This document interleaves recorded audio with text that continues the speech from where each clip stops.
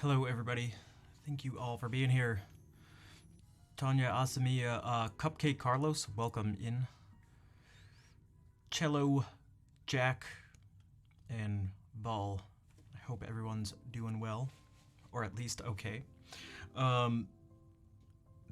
Thank you again to Vol for inviting me on the stream yesterday, and to those who were there to listen to our discussion about improvisation.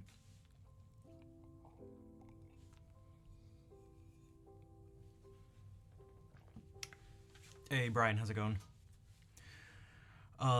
For those who were there, this was I can actually tell you what I was talking about when I have I don't know, it popped into my head right now. When I want to sort of force that thing, or when I really want to just think about something relaxed, this has become one of my favorite chords. I don't exactly know why. I have some idea about, like, I was recording something last night, and so I changed the settings. Okay, here we go. So it's this. Ready?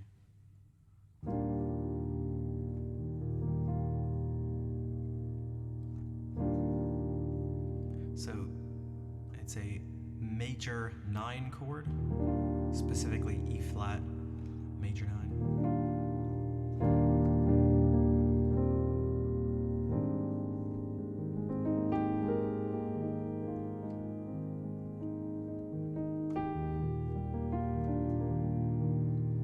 Hello, Cheap Asian. What's up? So that's one of them, and the idea is just like you just kind of hope, or maybe you have trust in your brain that if you kind of put your fingers down enough like this, just you can almost randomly do something for a second.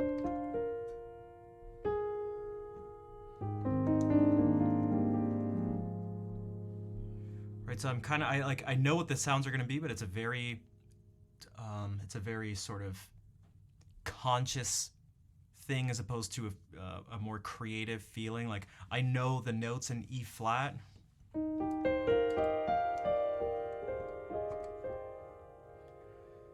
And so you can do that, and it can sort of prompt you to generate an idea. Vol, thank you for gifting a sub now to Cheap Asian. As opposed to sitting here and going like, I hope I have an idea in my brain, and just waiting for one to come. You can sort of poke your brain a little bit and go like,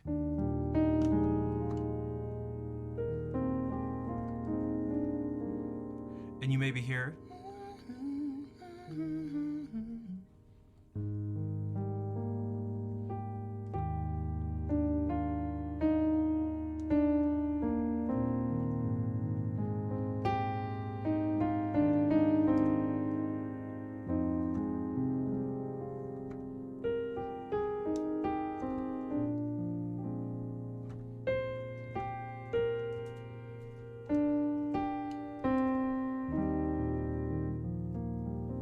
and then maybe you can go off. The other one is another very deliberate, conscious, purely mental, as opposed to this like creative thing. It's just very like, I will think about the note names, I will be aware of the key that I'm in, and I will play the sort of correct notes. And it's like it's more like the notes that I know won't sound too bad. And so it starts, you know what, it's a very theory heavy way of approaching it. Something like this, I'd be like, I'll be in A major, and I'll play 2 notes at once and go.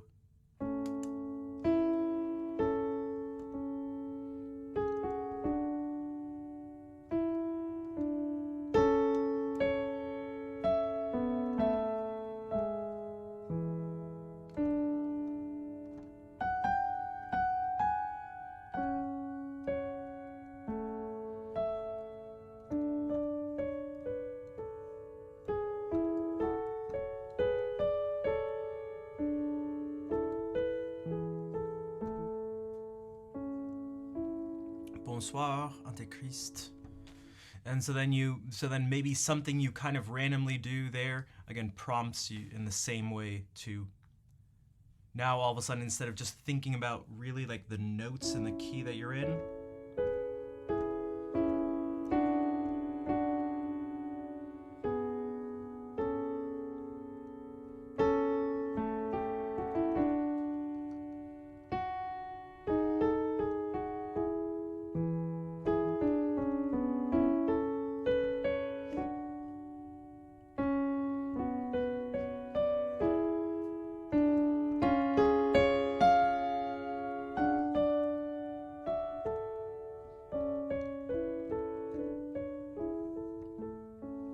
and you start to get a feeling and you start to get some ideas to pop in your head. So those were the two examples I gave. There's other things to do, but that's what I was talking about. I figured it just popped into my head when I started the stream, so I figured I'd mention it.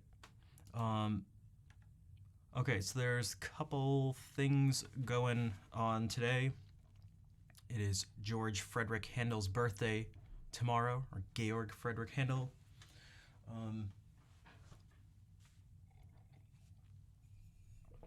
I'd be willing to bet that everyone here has heard at least some of his music, whether they know it or not.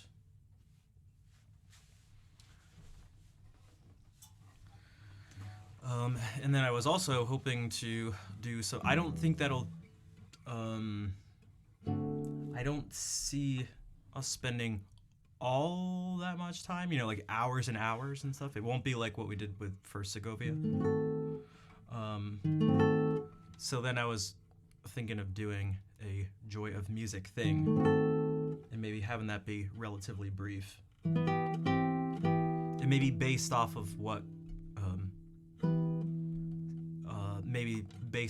slightly off of some of Handel's music. But you'll see if anyone hears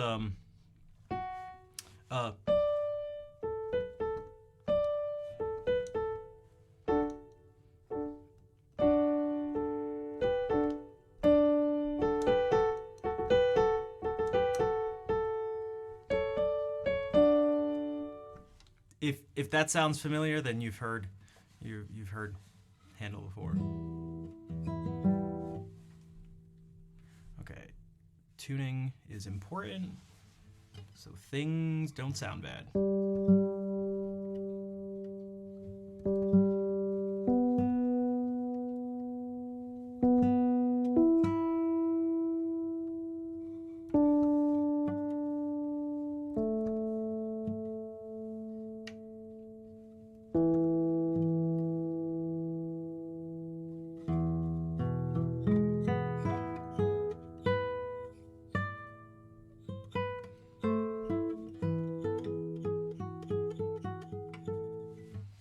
Also, I listened to that Bach chorale, and it makes more sense when you really hear it and think about the speed too.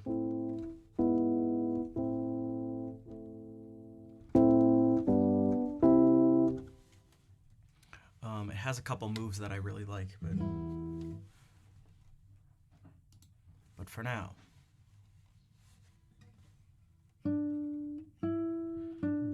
Oh man, oh boo. Everybody boo. What's up, Count?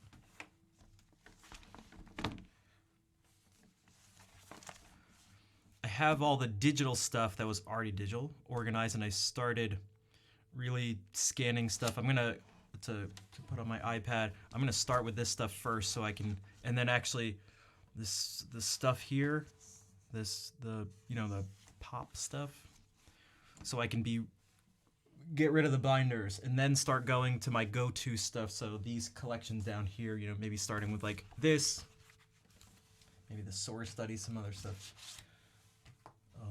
So I can make use of the iPad as soon as possible, because I mentioned to someone yesterday that you don't need to, I don't need to wait until every bit of music I own is digitized to make use of it. Like, that's not what we need. So.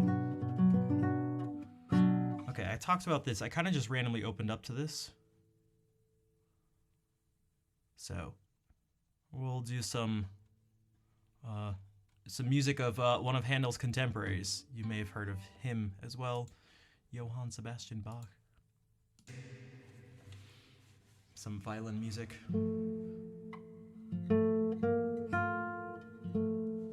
That'd be...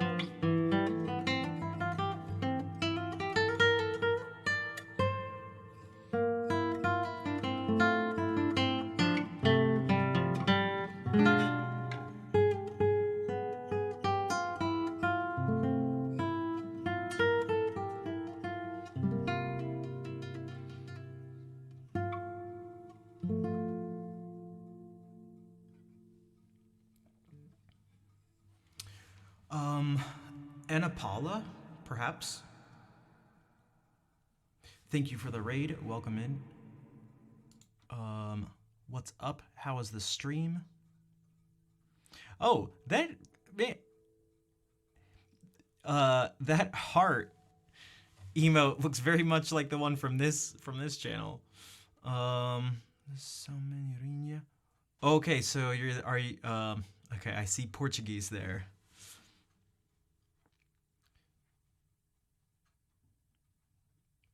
I don't actually speak Portuguese, but I can recognize it. And also, Kasenrik is maybe how you say that as well. Welcome in.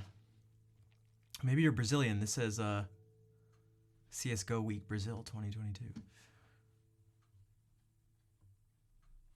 Yeah, we're just well, I'm just doing some guitar stuff for right now. That was the first thing I played today. Was man, that was like particularly sketchy. That hopefully that's not hopefully that's not how the rest of the stream will go, but well, we'll see. Oh, there was something.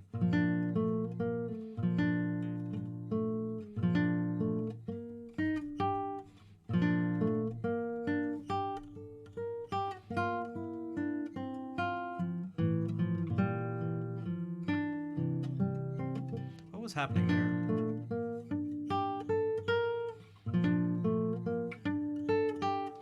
Weird. Okay, whatever. Alright, I played this last stream, I think. This is from the first violin partita, whereas what I just played was from the third violin sonata, still all the same collection.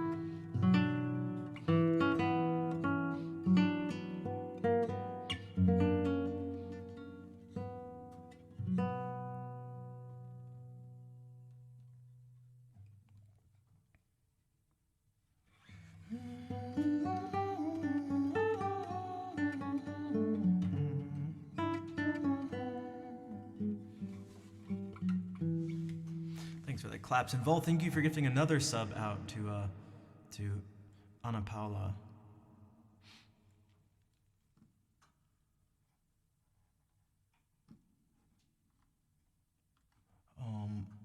Also, wait, and one to Kasenrik. Again, if that's how you say that. If that's how you say that. And thanks for the claps, everybody. I think my brain's just a little off. I had my tea too late, and I still haven't drank that much. My head, I guess, just feels a little foggy. So, also, I feel like I said that weird. My head feels a little foggy. I don't know why I was like talking with an accent out of nowhere. My head feels mighty foggy. I reckon my head feels foggy. Well, we can try another, hopefully relaxing thing here from the second violin sonata. Dude, foreign accent syndrome, that's actually what I thought about. And that's obviously what you thought about and what Count thought about. It's what we all just thought about for a second. Thanks, Kaz. Except that one I should have maybe started speaking with a terrible Australian accent. God, that accent was so bad.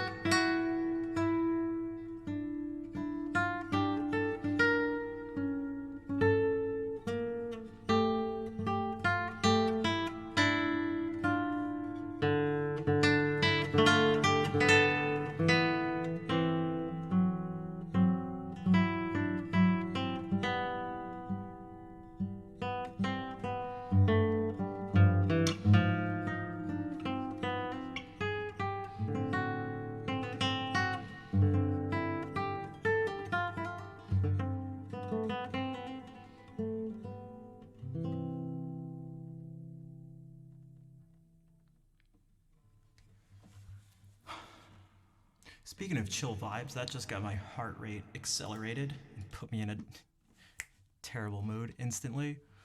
Um, Brox, what's up? How's it going? Uh,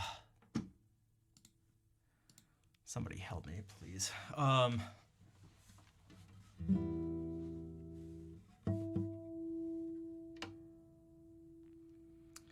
You notice that? Yeah, did you notice how this piece went from being calm and relaxing to one of expressing anger? Jim, what's up? How have you been doing?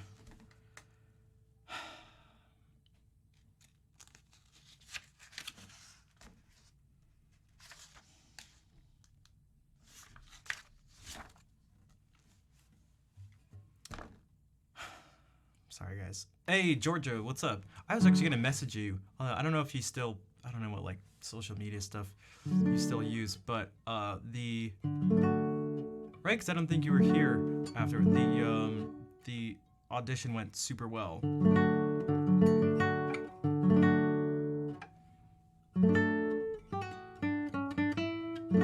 But yeah, how are you doing?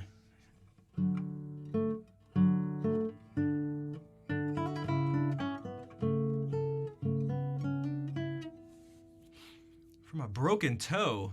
How'd you break your toe? It's all good to hear. Thanks. Yeah. I played really well. It was somewhat awkward, the situation, but I feel like I thrive in awkward situations for some reason. I feel like you could do if you type with a million typos, looks good to me so far. Good morning, afternoon, evening, everyone. Yes is spelled with way too many letters, but I think you're good so far. Hey, what's up, Koala?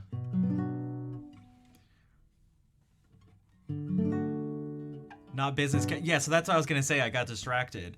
I did my own business casual after listening to everything everyone said and reading all the, menswear blogs and stuff. I ended up just wearing what I thought I was gonna wear in the first place. I wore jeans.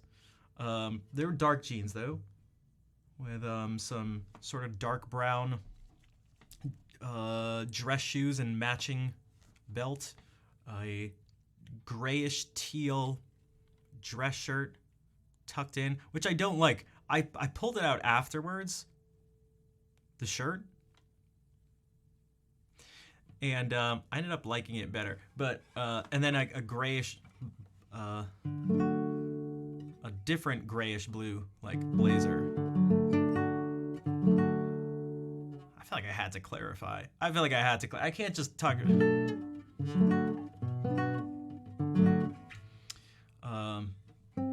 But we could maybe like. I feel like you could do a little test like this. I really like pizza, but I also really like Curb Your Enthusiasm. And Curb Your Enthusiasm is basically just uncomfortable situations. And so I feel like I'd be curious to know if there's like any correlation between like comedy that people are types of comedy that people are attracted to like that, and then how they experience things in real life. Because to me, that's just like a real life. Some of these things are just like real life episodes of shows. Beatron, what's up? And Humpbeer, how's it going, dude? It's Poobie.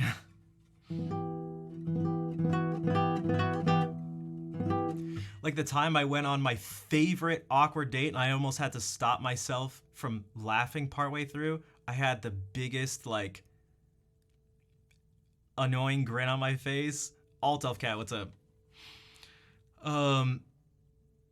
So did I tell you guys about this? Maybe some of you. Okay, quick tangent.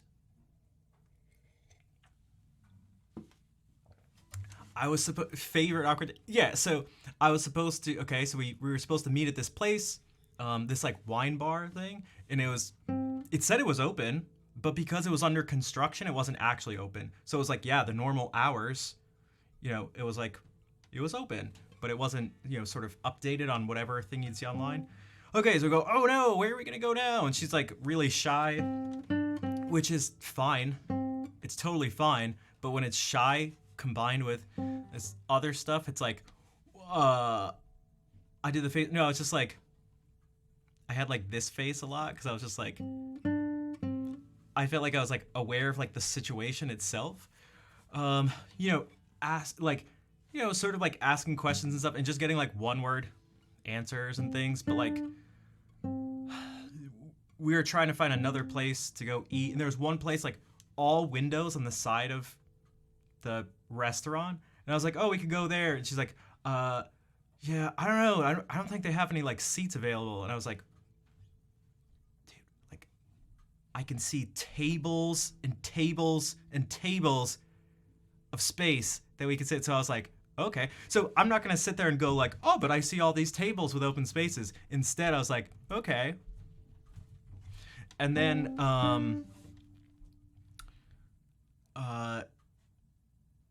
she was like, oh, we could try this place, which is like this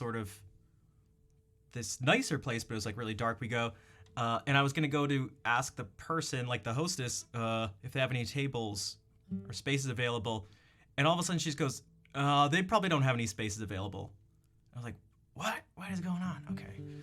And then after like walking around the city, like trying to like find places like really awkwardly, she's like, uh-oh, I just remembered. And I was like, I can't wait. What is she about to say? She said she left some onions out on her stove. And I was like, oh, but really in my mind, I was like, oh yeah? I was like, what does that even mean? Who leaves onions out? And so I was like, oh, okay. And she's like, yeah. And I have a cat. And if the cat gets to them, she'll die. And I was like, oh, whoa, that's not good. I'm such I'm such a jerk, but also not a jerk. I'm not a jerk. And she's like, yeah, it's a condition called something or other. Like she'll get this if she eats them. I forget what. I think it starts with an A or something. I can't remember. This was like at least a year ago or something. And I was like, oh no, that's not good at all. And being super passive aggressive. Well, that's what I thought too. But that's like obviously it was. But it was just like very strange. And I was like, this is the best excuse ever. Oh my god, I love this. It was so awkward. And I even went and I was like, oh, I wonder when she's going to like unmatch with me. On Bumble. I wonder how will it be less than 24 hours? I don't know. So I kept checking. I was just curious.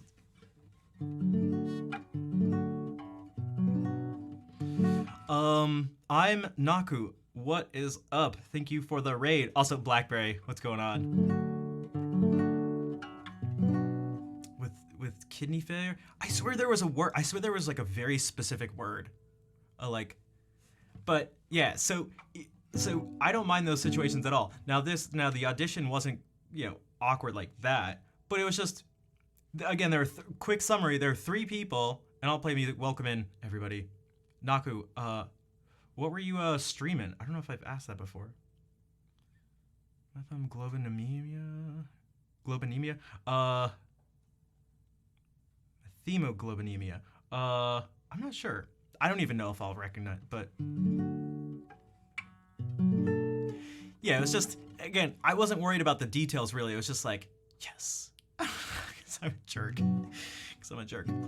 But there were 3 people at the table. One was Adam, the person I know. There was another faculty member who I only know, literally didn't say a word. Even when I said hi, they didn't say anything.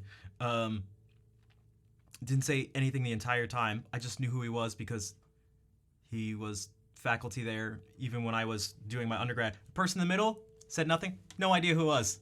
No, 0 idea. I don't know. I have no idea. So I'm like, okay. I'm like, all right. because I felt like I was being pretty like animated. I don't know, at least friendly, like saying hi and stuff like that. And there was just like nothing in response. I was like, what the heck? What the heck? Come for the streams, or I wanted to send the peeps here. Thanks, Naku. Hopefully we won't get any dog barking then. Let's try to make it as comfy as possible. What else can you... Hey, Jerry. What else can you do in the situation to not be a jerk? Which one? The date one? I mean, I was nice. I get... But I just couldn't have... Like... I don't know. Whenever the situations are awkward, I just... I don't know. They grabbed a janitor. That's what I was saying. I was like, this guy could have just been a random person. Like, hey, you're wearing khaki pants and a button plaid shirt. Come sit on here. He won't know the difference. Just don't make... No matter what you do, just don't say anything.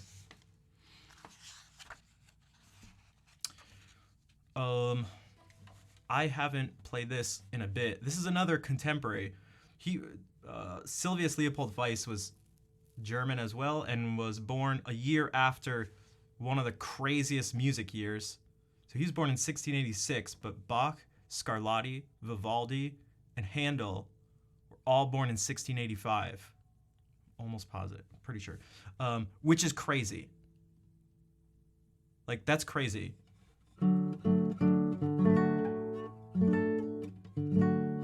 Oh, Count, you had some onions on the... Uh-oh. Oh, no. You don't have to... Do you have a cat by any chance? Do you have cats?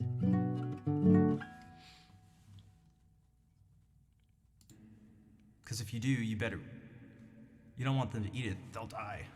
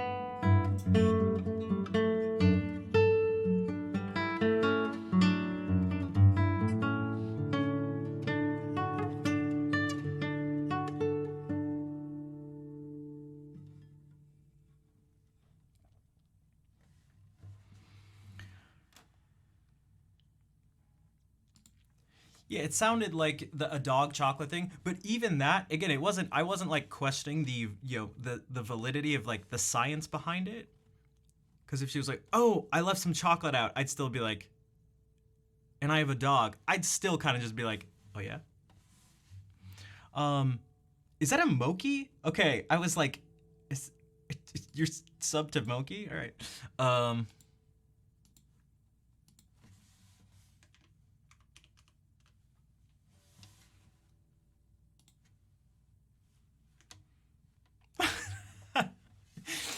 um,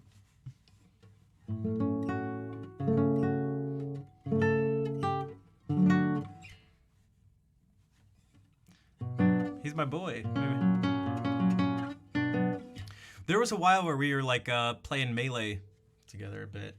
He wanted to date. He wanted me to teach him some stuff about music, and I was like, teach me about melee.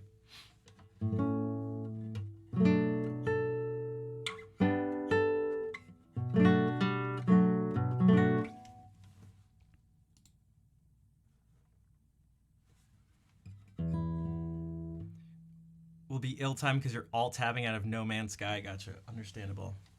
Totally understandable.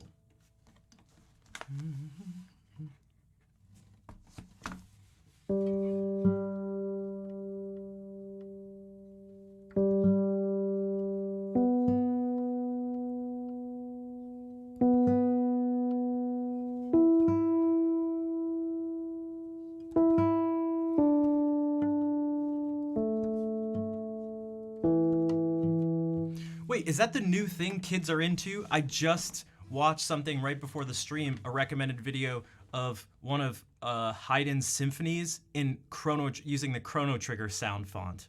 And I was like, okay. It actually did not work well at all. It was like it didn't work well. But is that what the kids are doing these days?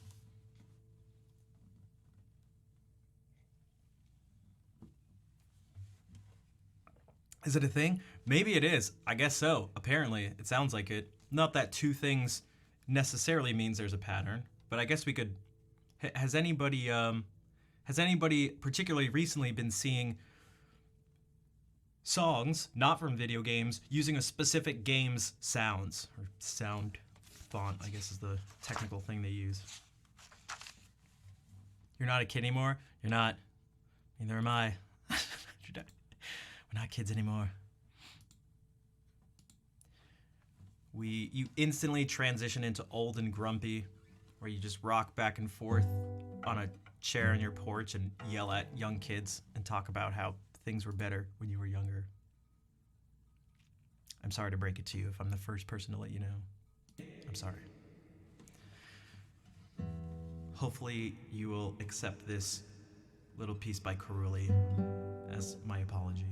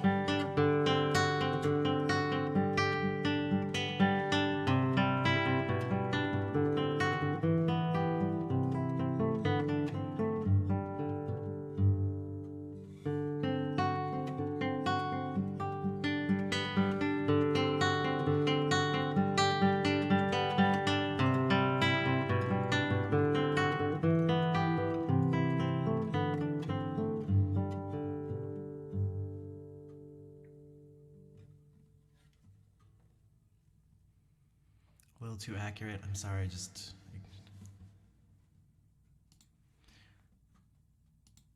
I was hanging out with some of my friends that I grew up with, and I was thinking about that sort of thing, and I was like, you know how I know I'm old? Because I had the idea of going to a high school party just so I could call the cops so that they could come and that we could bolt from there and run while we're giggling. That's how I wouldn't actually do that, but that'd be fun. Definitely didn't sound. Oh, thanks. Yeah, who? I feel like the very specific, like the actual like classical stuff for classical guitar, like Carulli, Giuliani, Soar, Carcassi. All these things they tend to work really well particularly when first starting out. Del Putro, thank you for the resub for 2 months. Merci. How are you doing?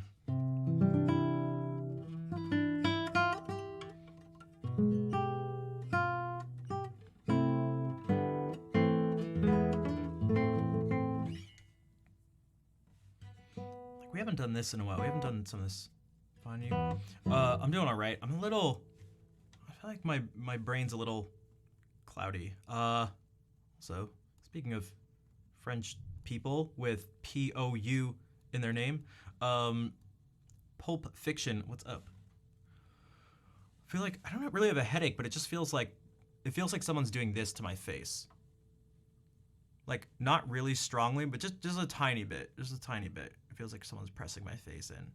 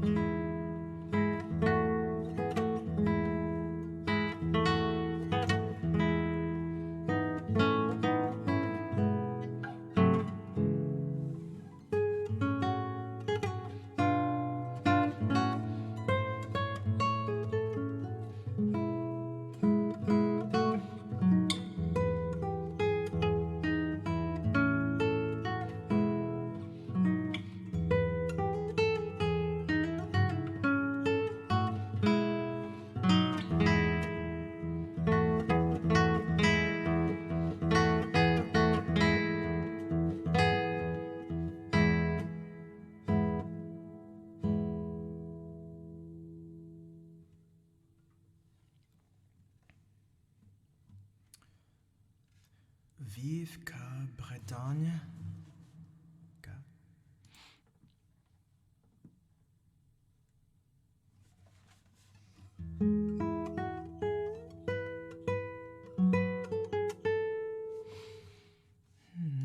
Thanks for the claps. I actually used this when someone was playing some. I used this as a dancing emote. Thanks, Georgia. Thank you for being here and hanging out. Hopefully you're able to get some good sleep, and we'll see you later.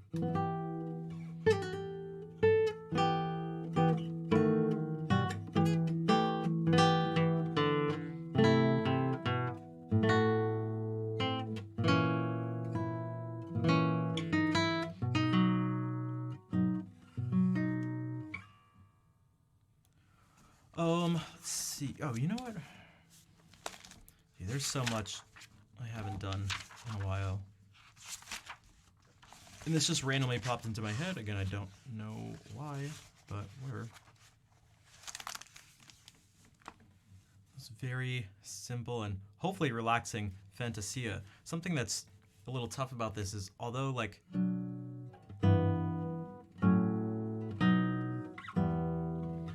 the note values are pretty long. It moves pretty slowly and they're held out for a while. But to move,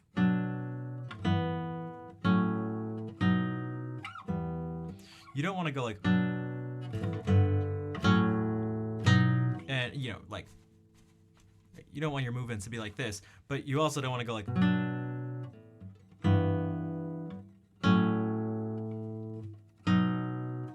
because then there's like too much space.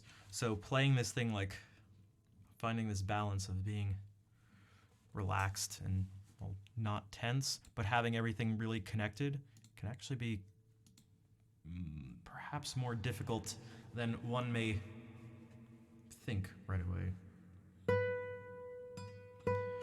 And it is it does have this aspect of a Fantasia where it starts out with this main subject, and that subject gets copied, and we'll see that it's hard to this subject is kind of hard to pick out sometimes because well, for one, the rhythmic values are almost all the same.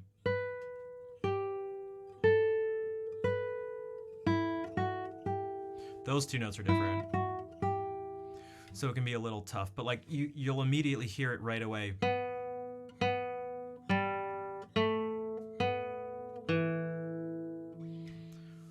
Nicaragua, Gerudo Valley, I can't. Desafortunadamente. Pero hay otras canciones que yo puedo tocar. Y espero que estas canciones están bien. Tocando estas canciones es suficiente para ti. Espero que sí. If that made sense.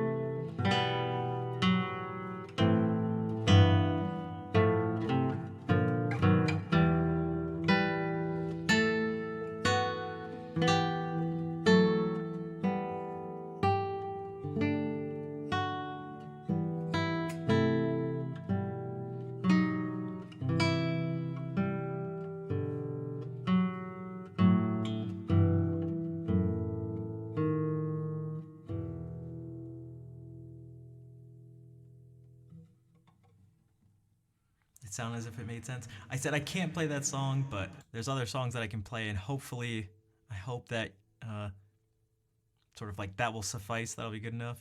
Um, hopefully, it'll be okay if or like that's okay with you.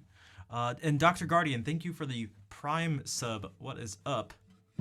The sub before the Prime, the classic, the legendary move. Thank you for the support. We also talked about, this was something we talked about yesterday on Vol Stream 2, making mistakes and moving from there and not sort of being flustered. There was...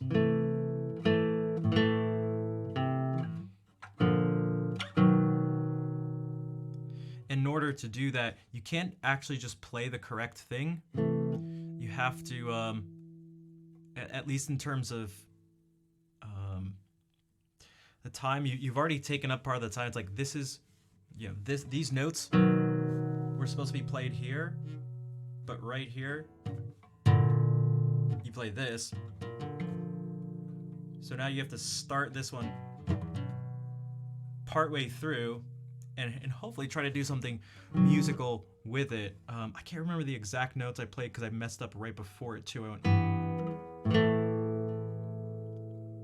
So it wasn't horrible, so instead of going like...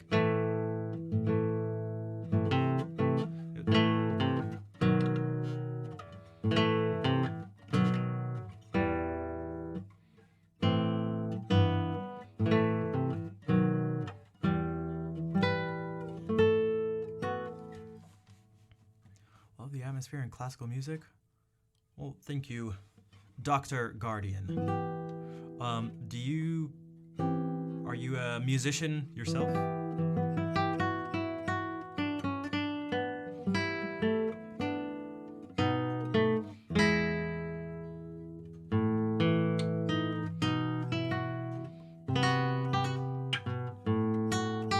Dude, we've already gotten this. This is the third raid in basically an hour, and we have at this point the pretty rare raid from Cactus. I feel like it's been a while since our streams lined up like this. But Cactus, what's up? For those who don't know, Cactus is another guitarist on Twitch who does heavy focus on practicing. So welcome in everybody. Nad, of course. How's it going? And Silly Billy. I'd say I dabble in silly billiness. Because you didn't do any last night. Tisk, tisk, tisk. Everyone stare with judgment. Everyone stare and judge Cactus for not practicing. No, he made up for it, so I guess we can forgive you. Also, yeah, almost 4 years. Damn. Dude, Cactus, thank you for the sub support for so long. And another guitarist who's some of you have probably seen, but maybe aren't as familiar with, is Big Coffee Stout. And Biggie Largefoot, what's up?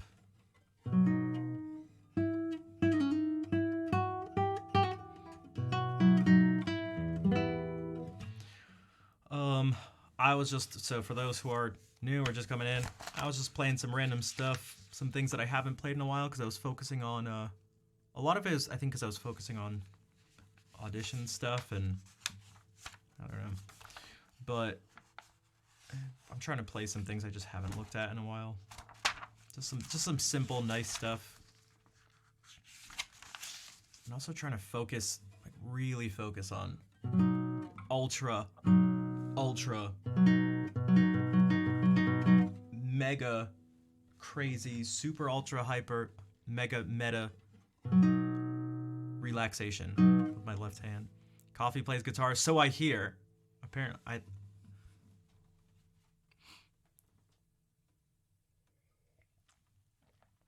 super ultra hyper mega meta.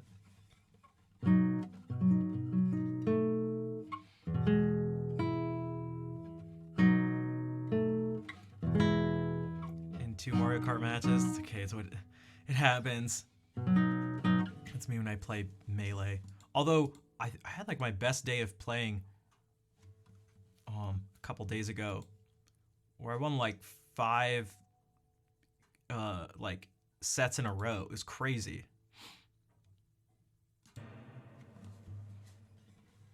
Almost as crazy as this Spanish pavon from the mid 1500s. Super smooth segue. All right.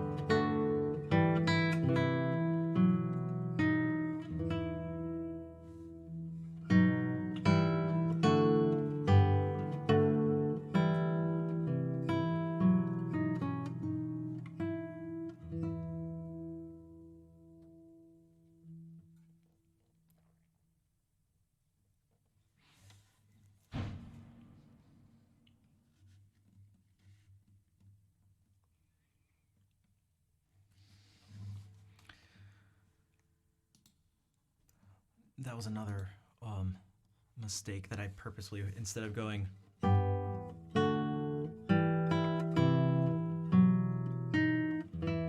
went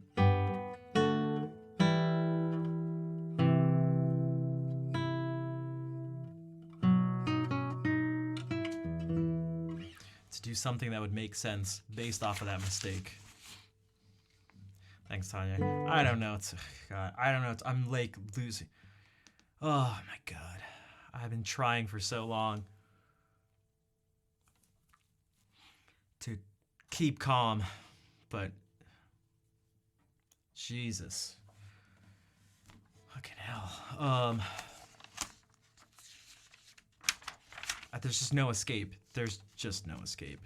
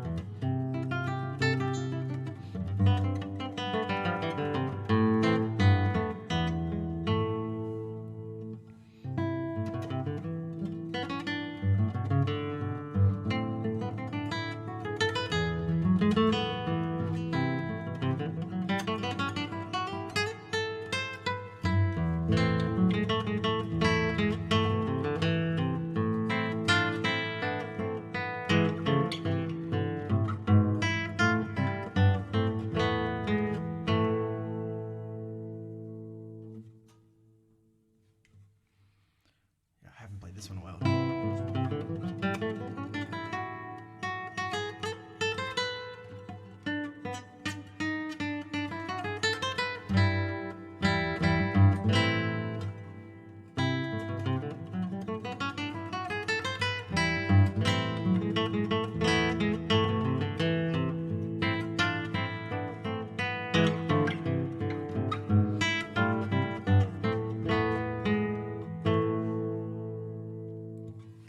I am Cactus. I had my audition on Saturday, and it went super well.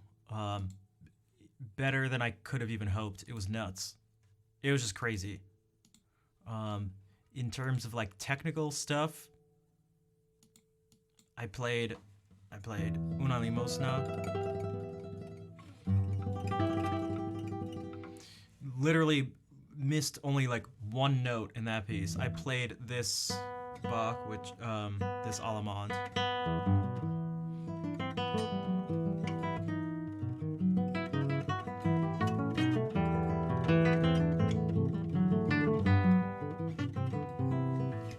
Where do I apply to?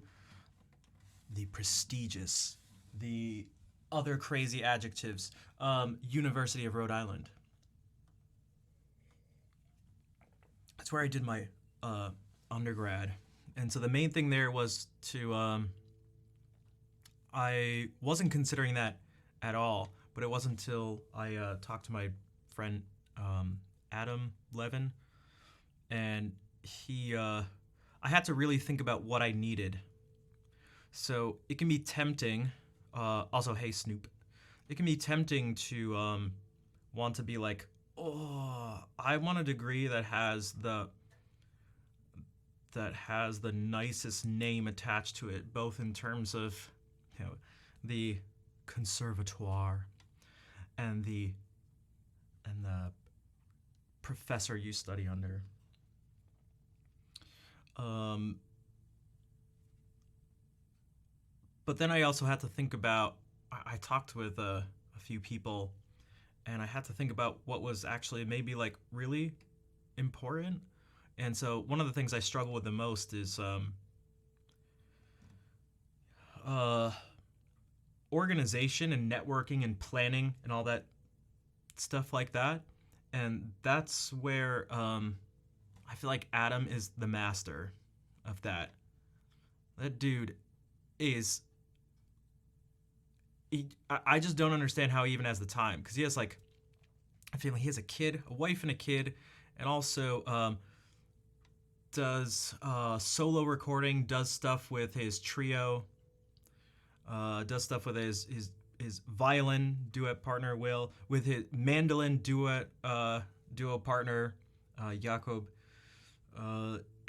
He teaches at two different universities. Has this thing called the Qatar Project, where he has schools, music schools built in countries around the world where they can't really normally afford it. It's like, what the what the hell, dude? So when I brought it up to him that I was going to be studying somewhere, again, my first thought was going to Texas and studying with Adam Holtzman. And he's like, oh, so, what's your 5-year plan or something? I'm like, I don't know. And like later that day, he texted me back with like the longest text I've ever received, I think, of based on what we had talked about on the phone. This is also how you know I'm old. Based on what we talked about on the phone, what he thought a good plan would be. So it involved things that it would incorporate live streaming, studying abroad, getting different fellowships and scholarships. So like he was a Fulbright scholar, and he said out of the 5 or 6 people, I can't remember, that he's coached to do it themselves, they've all been accepted. So we went through and tried to find every possible scholarship and thing like that that we could find. Came up with a list of places to potentially study abroad and things to do, even during the summers. Different people to study with, things to do, a whole plan of classes to take at URI, including some extra like composition and improvisation stuff with like the jazz guitar teacher there.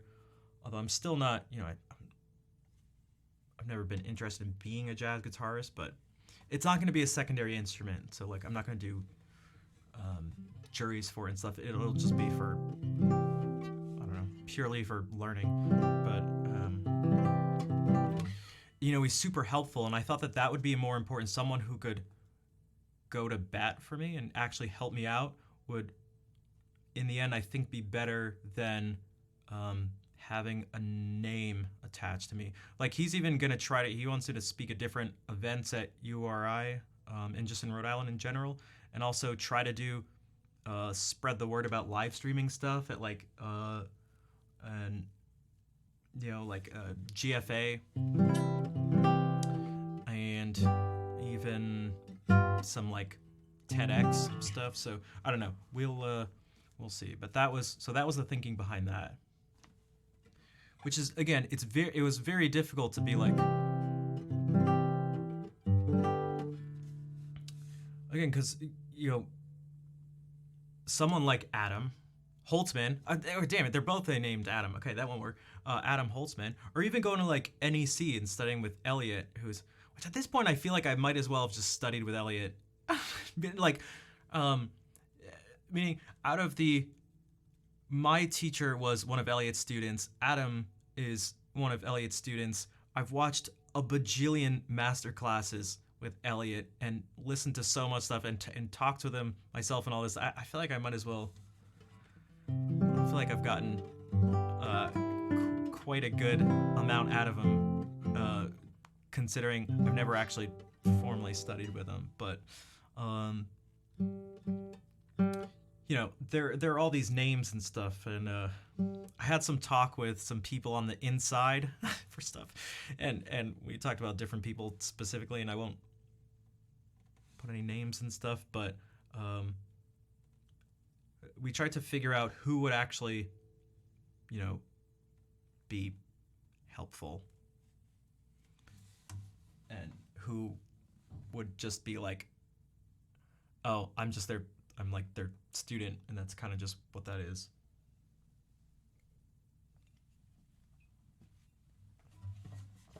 And how much benefit will I actually get from just being this person's student? Like how useful is the teacher's name and the school's name? But yeah, also what's Rhode Island like? It has food, water, shelter, both running water and water that meets the land in large amounts. Electricity.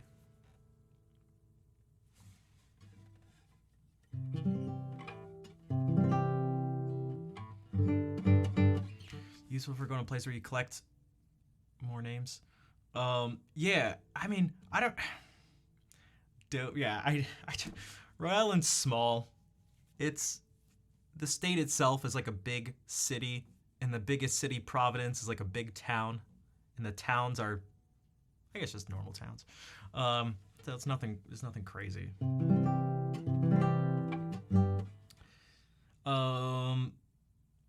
Yeah, it's really tough because I feel like there's a lot of pressure. It could just be in my head, but I feel like the other people specifically, maybe like Cactus and Coffee and stuff, let me know what you think. But I do feel like okay.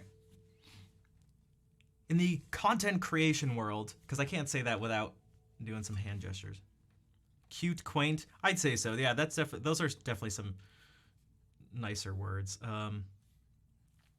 to describe it. Rhode Island's fine. I've been here for 25 years, so. I still feel like there's this. Oh, that's what I was gonna say. Okay, so like in the content creation world, there's all sorts of stuff I dislike very much. There's a particular way I feel like you have to present yourself. Typically, both while you're streaming or whatever it is you're doing, and on social media just in general, where the thing there is like, hey, cool, also chill, also exciting, also dope, but also welcoming, also what's up, also crazy, and also hype, but also like awesome. And did I mention chill? And also like cool and chill and down to, but also like dope, what's up, vibes, chill vibes, hype, pog, dope, chill vibes. What's up, everybody? I'm super excited about everything all the time. Everything is exciting. Everything's dope. Also chill. Also vibes. Also dope, chill, low key, hype, vibes, pog, hype. Um, and so it's like, oh, okay, so, ew. All right, so, so it's like, ugh. So this other world will be better, right? This other world will be better. I'm gonna keep streaming, by the way. That is not so. Just in case anyone was wondering. All right. But then I feel like this other world is. I can do the same thing. Oh, you think you're safe? You think you're safe? Okay, here's the other world. Virtuoso. Virtuoso. Prodigy. Serious. Sophisticated. I speak this many languages. Toured Europe, did concerts. Europe, Asia, United States, Europe, Asia, South America, Europe, Asia, South America, France, United States, South America. Virtuoso, prodigy. Studied with so-and-so at a prodigy in South America and Asia. Eurasia. I'm Asia. We're all Asia. Europe. Virtuoso prodigy. From the age of, studied with Asia from the age of Eurasia at the Virtuoso University. It's like, I can't. Serious picture, serious face. Did I mention Europe and Asia? With this symphony, at this orchestra, in Asia and Europe. It's like, wait, I don't get, shut up. Why are you so serious? Holy shit.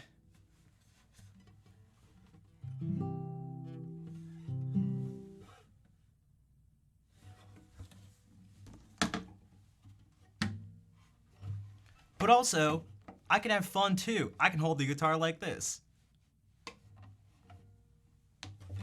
Groundbreaking new perform. God damn it. So now you may be saying, wow, you're a hater. In which case I'd say, shut up, but also, that's accurate. But, so, dude, read anybody's bio. It's like, chill out. I hate that too. It's like, Mr. Denoyan, that's me, by the way. Mr. Denoyan has toured extensively. It's like, oh, God, what the fuck? Also, it's like, are you all virtuosos? What the hell does that word even mean? Shut up, I don't care.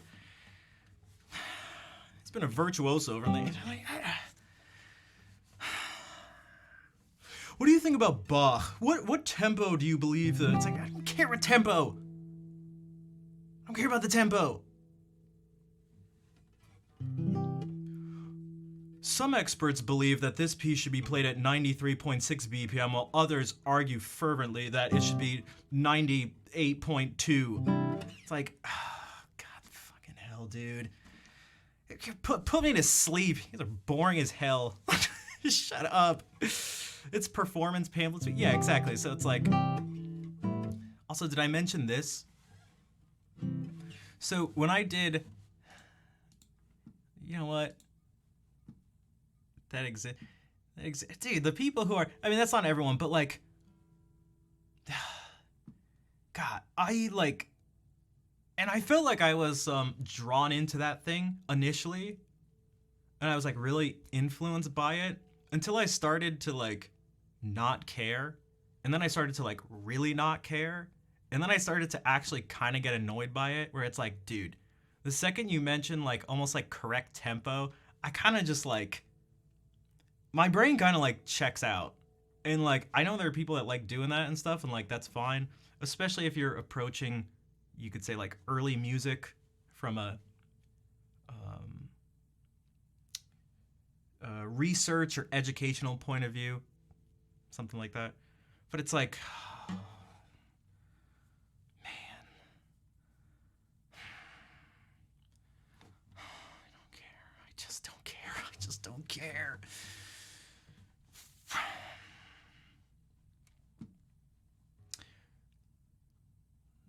So, just for a second here. So that was part of, so we haven't looked at these in a while. So when I did this photo shoot stuff with Claire, that was part of, we looked at, she was like, well, do you have any ideas and stuff? I was like, I don't know. She's like, well, what do other people do? So we looked at other, you know, again, like top guitarists and stuff, and looked at their, you know, professional photos and stuff. And one second. I thought it would just go right to it, but okay. So some of these are me like joking around and stuff, and like, and for like different situations also. Can you look at how subtly awkward? Oh, look at this face. Look at that muscle control. Look at that. How did I even do that with my face? I know how I did that actually, but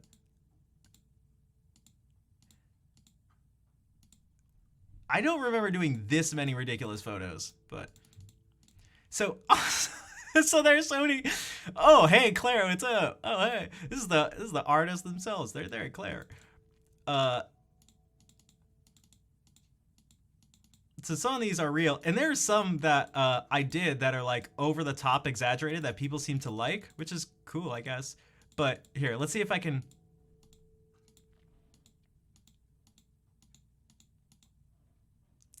I can't even at this. I'm not even sure which one of these were which ones of these are like were serious. Okay, so this is one of my favorite. Just like kind of making jokes at the expense of like, I don't know, the like guitar scene. This is.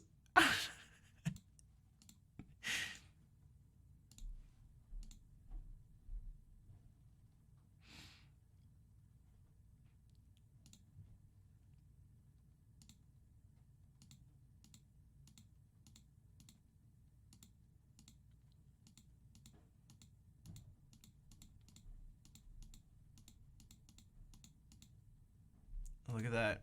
I'm judging you. I'm very serious, by the way. I'm very serious. And it's about to get more serious and more dramatic. I'm very serious. I'm also a virtuoso. I have toured extensively through.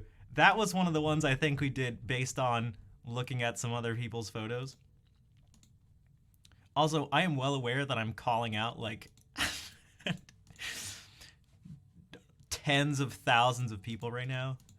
And they can all be like, dude, who the hell are you? I'm like, nobody, but whatever. Shut up. You didn't delete more. Yeah, I don't know. I mean, whatever. Are you telling me that these aren't all gems? These aren't 239 gems? Oh, I can see one coming up. Here we go. There we go. Guys, this is not an album cover. Like, Coffee. Cactus, I know you guys have seen this photo before. I know you've seen this photo. I know you've seen this photo. Oh, there it is. There's. Oh, he's just like, you know, he's serious, but he can also be laid back. He's not, you know, not a singular personality. You know what I mean? All sorts of stuff. Look at that. Look, he can be very serious. Here's the ground. For some reason, the guitar. Claire and I did our research. We did our research, but there's more. There's more to come. There's more to come. Oh, guys, look at my stomach. Okay, I won't get into it. Damn, okay. Uh-oh, here they come. Are you ready for it? You're not even ready for this. You're not even ready. Oh my God. Dude, I'm pretty sure this guy is a virtuoso, also a prodigy. As far as I can tell, it looks like whoever this is has done concerts in Europe, Asia, South America, and the United States and Canada. I mean, that's what it looks like to me. Oh my God. Oh my gosh. Wait. I don't know. That's pretty virtuoso. Look at that. What is he looking at? I don't know. He's probably thinking about something really deep. Oh, what the hell am I doing? Oh my gosh, look at that. I'm just thinking about life and stuff. I'm thinking about tempos. And the correct amount of vibrato to when you play Bach.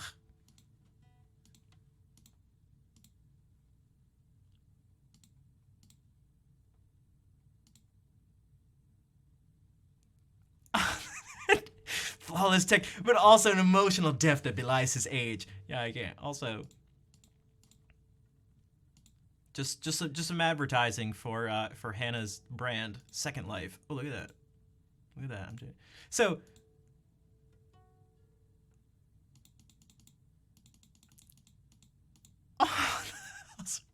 I am such an asshole. Guys, I'm sorry. I'm such an asshole. Although I don't care, but I am. Oh, just let me have it. Just let me have it. Just let me do it. This is way too much detail. This is so holy. What the? Look at these pores. Ew. Ew. You guys like the beard, right? Well, here you go. This is what you've always wanted. This is what you've always wanted, right? Now you can count the individual hairs. Oh! Can we talk about the range of color? What, in my beard? This is not just a reflection of the lighting. My beard actually has red hairs, by the way. It has brown and red hairs. And as of a year or so ago, also white hairs now. But I've always had, like, my younger brother has even more, like, red hairs there. But you just can't see it on stream. My gosh. Look at this. Look at that. Also, like, anyone who puts Prodigy or Virtuoso their promo material is describing themselves way out of the realm of reality. And if they're foolish to use the term as part of a pull quote from a journalist review, then they are too foolish to realize the writer was too lazy to come up with a better way to say the same thing. In music, there are exceptional talent, but very few virtuosos. Yeah, and like again, I get it too. It's just like the hype stuff too. I'm not actually calling out anyone. Oh, look at this. Oh my gosh.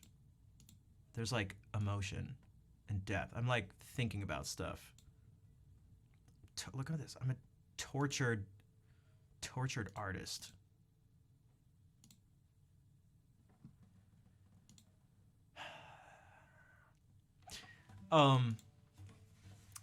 Yeah, so again, just like the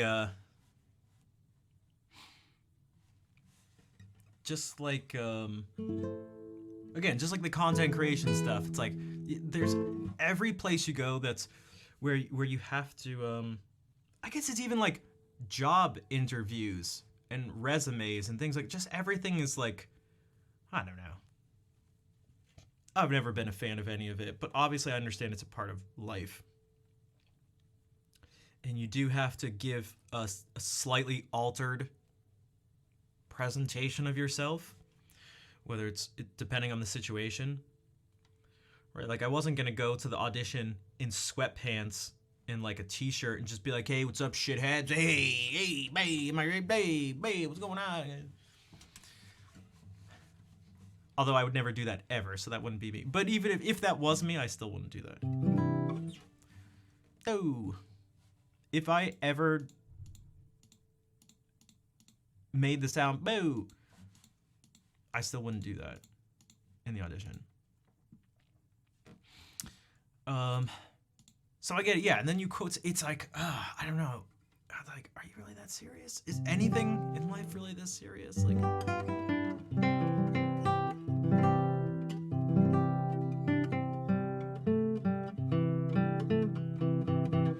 So yeah, when talking about myself and doing those things, man, I feel so uncomfortable and I start to actually get anxious.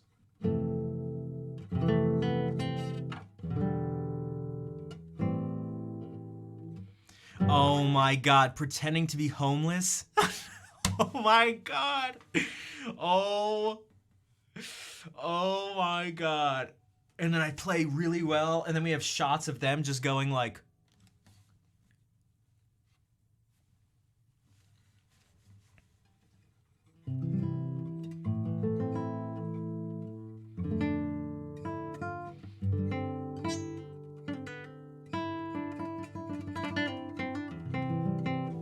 And that's where man, that's where 143.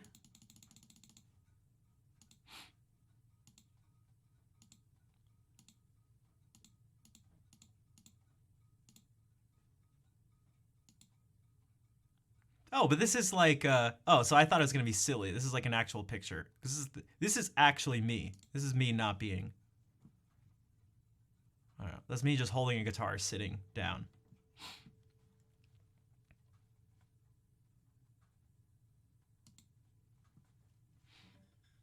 You like my face? Oh, thanks.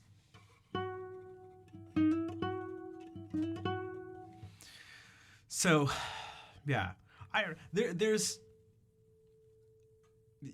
it comes out on the stream too, the thing I'm thinking about, which is like I feel like in order to be serious, it doesn't mean you can't be ridiculous. And I don't even mean silly. I mean like man, how do you put it? How do you put it? It's like I can be a total degenerate like a lot of the time if I wanted to. And I can be silly and be ridiculous like this, but then I feel like that doesn't mean I can't actually care deeply about this music. You know, we spent the whole stream, the whole last stream talking about Segovia, and I spent so much of the time just being ridiculous, talking about and copying his voice and doing things that you'd think were me, you know, like hating on him, when really he's actually I can't imagine a bigger influence, guitar influence, than him for me. So yeah, and again, it's not to say that no one else is like that or something like that, but I don't know. I feel like maybe in general, at least that's maybe the way people present themselves or something. I don't know. Does you guys know what I'm talking about? Especially the people who are like in that world. There's something that doesn't seem genuine. Maybe I don't know what it is. And this is like everywhere in life. So it's not specific to guitar. It's not specific to music. I don't know.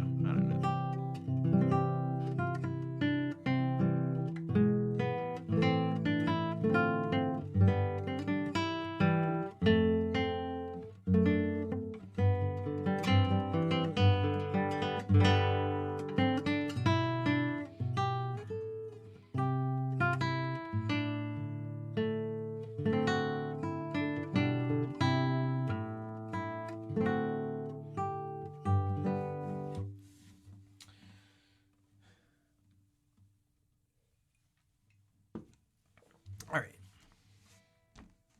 So what were we gonna do? Talk about Handel. Does anybody know who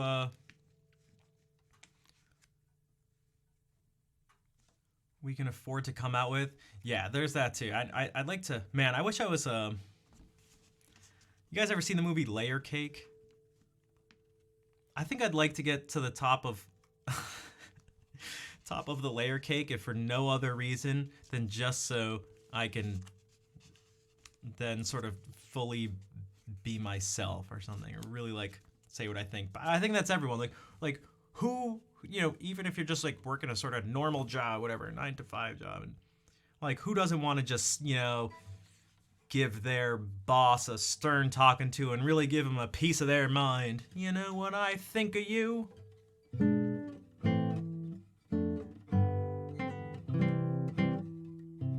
Wasn't expecting a layer cake. Well, the talk he gives at the end when he's talking about how much shit you take, and then when you get to the very top, you forgot what shit smells like or something like that.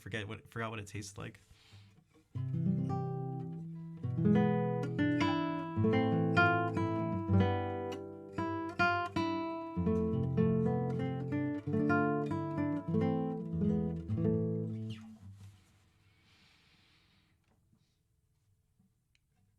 boss is your girlfriend's mom. I call her mom. Okay, so that's a little different. Unless maybe it's not different. I don't know. I don't know, maybe.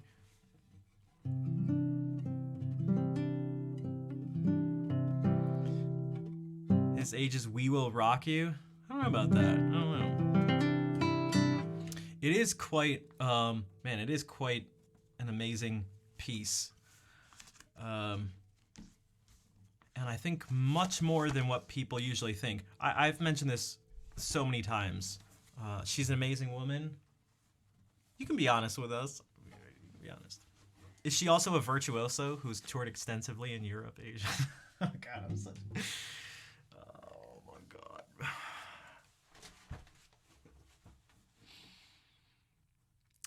God. You know, we typically go like.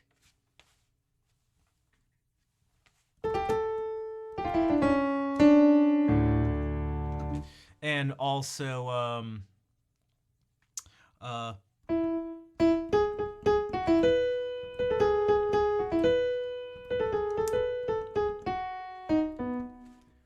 and well,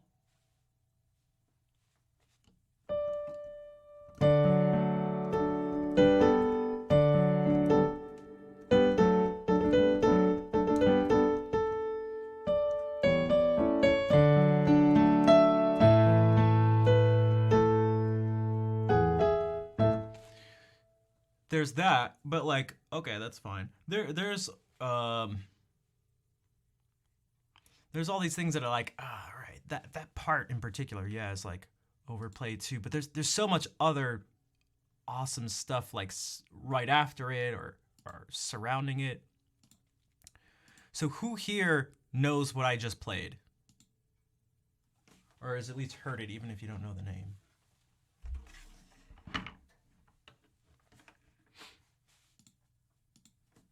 Because what you heard was from an oratorio, which is kind of Handel's way of being very smart about the fact that you couldn't have operas around these, there were like these restrictions, these holiday restrictions. So like what you basically get is an opera without the costumes and acting, and so it's a very clever.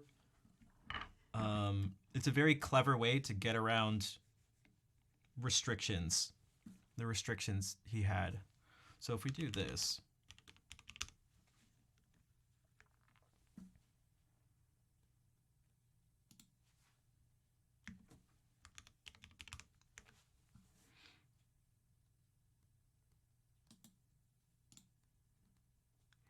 this chorus itself is a very good example of different textures in music. So when we use the word texture, we talk about it's referring to things like this is, like a thin. You could say this is a thin texture, something like. Dude, I just talked about this the other day. How every once in a while, what is happening? Oh, this is different. I must have actually pressed something here. What the hell? Jesus. Oh my God. This is what I thought was going to come out. Talking about expectations. That was the sound my brain was expecting, by the way. Okay.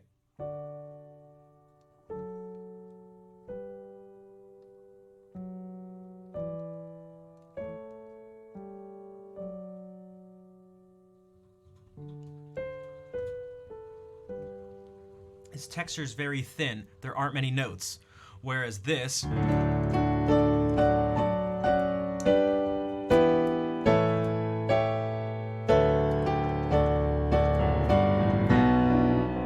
There's all sorts of stuff. If I had more fingers, I'd be able to make the texture thicker. There's also very specific ways of describing it. Things like monophonic, you only hear the same note, or the same note in octave. So a very famous example.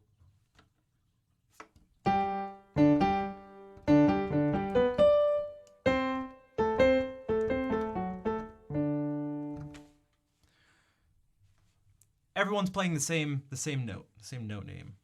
There's things that are uh, everyone moves at the same time, but they're playing different notes. So that could be like.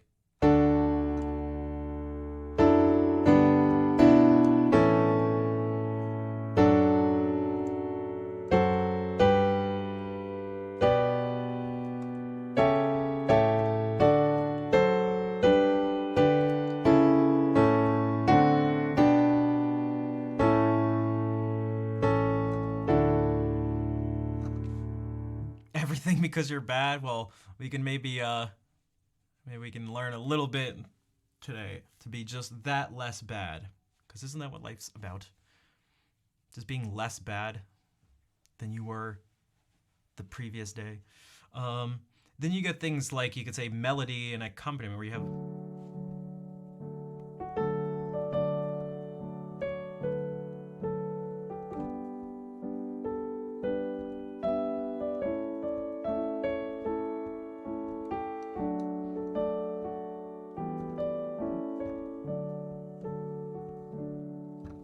There's a clear separation of the melody over here.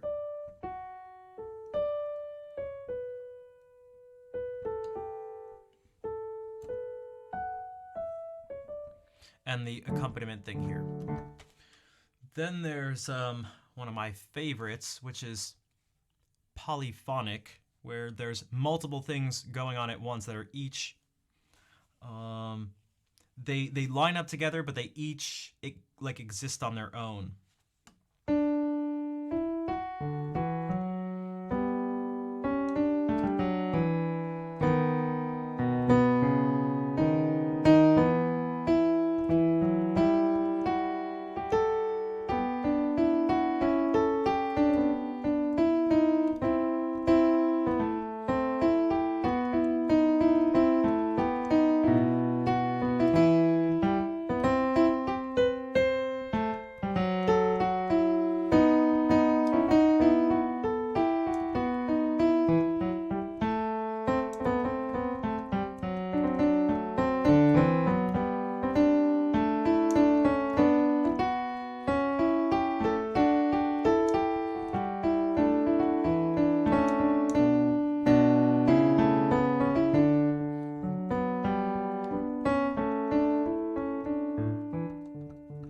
Something like that. And what we're gonna get here is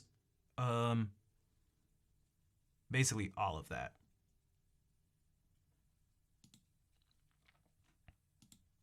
I've never heard this version, so we'll see. We'll see what happens here.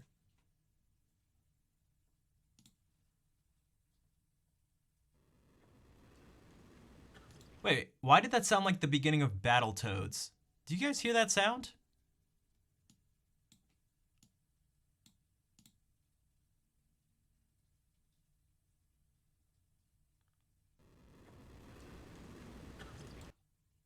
You hear that?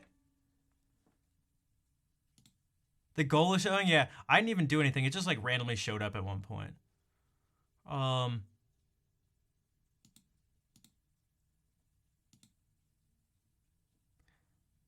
guys ever play Battletoads? You didn't hear it?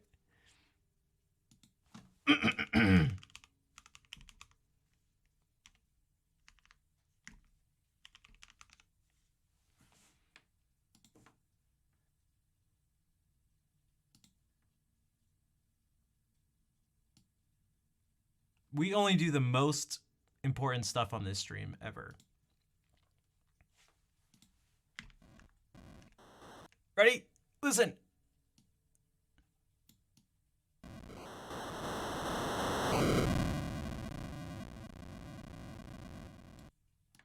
Okay. And then check this out. It's the same thing.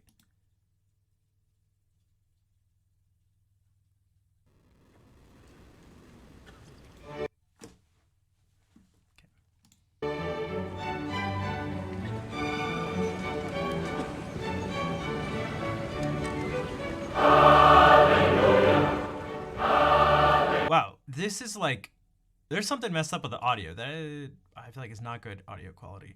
Well, this choir looks massive. Oh my god, that's so much clearer. Oh, okay. Oh my god. So try to see like what textures are going on each time.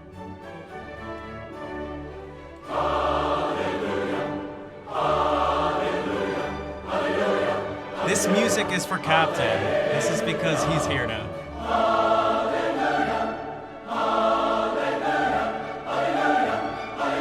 So we've heard this all a bunch of times, but monophonic, they're all singing the same note. Now they're singing different notes, but at the same time, all the same notes. Monophonic.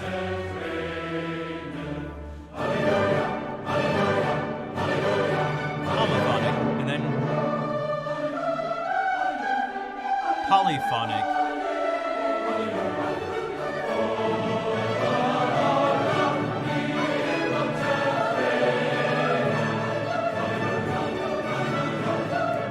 What soprano standing out with absurd vibrato.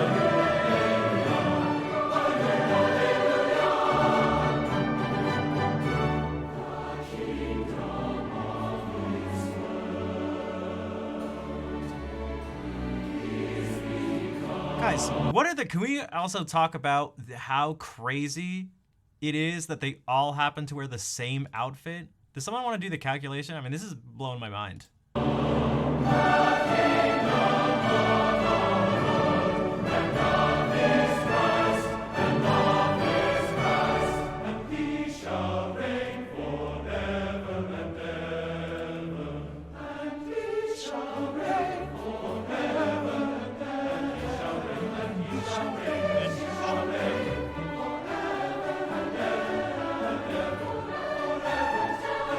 It's the biggest group text ever, yeah.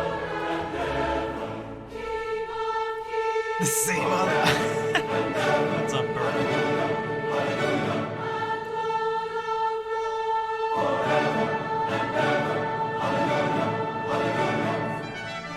Oh, that man. That trumpet sound is very special. I don't know.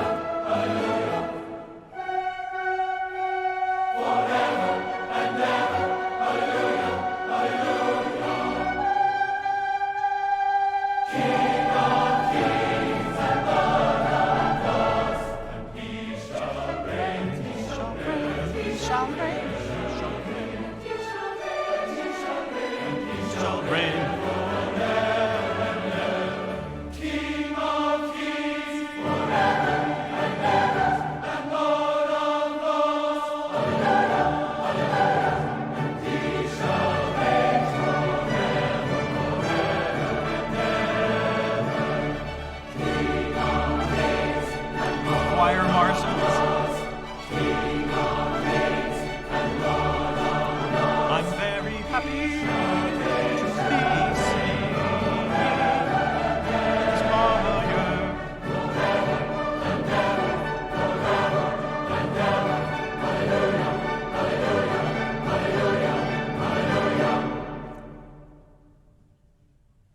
Wow.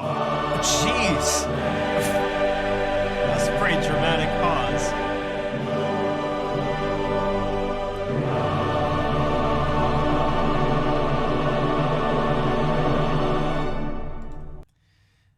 It is. I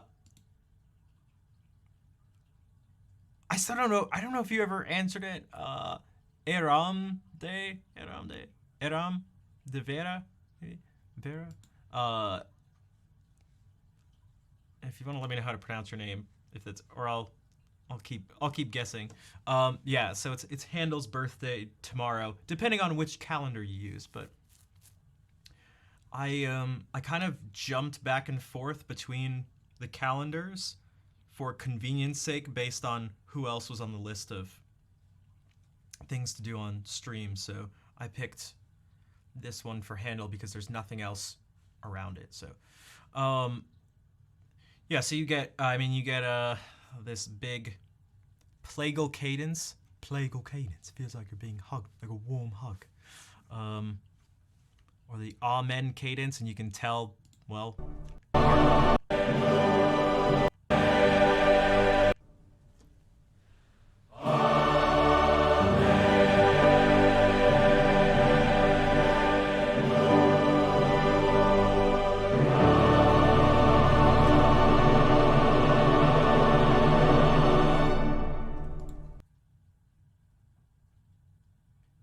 Iram? Okay. Iram?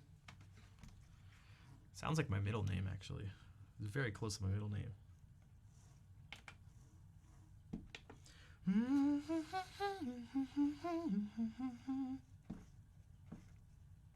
So for those who are curious, a cadence is just kind of how you end a phrase.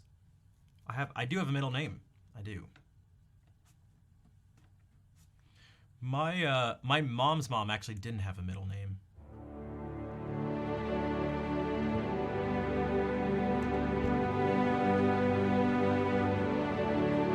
Hey, Captain Broccoli. Yeah, I was actually gonna mention that, but no minor six. Yeah, so there isn't just one plagal cadence. Yeah, my grandmother on my mom's side, when she came to Ellis Island, she just put an X. And so her middle name just became the letter X because she just didn't have one. So she was like, oh, and she didn't speak English or anything. And she was just like, which is kind of, those are my initials. Those are my actual initials. So a plagal cadence, instead of going and go 1, 2, 3, 4, 5 and playing this chord.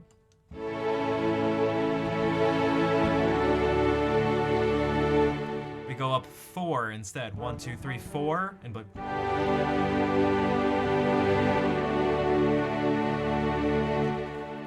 you could also do this instead of, you can go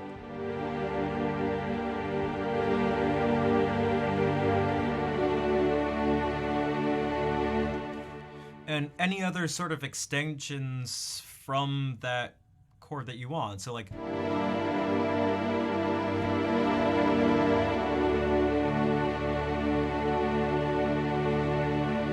or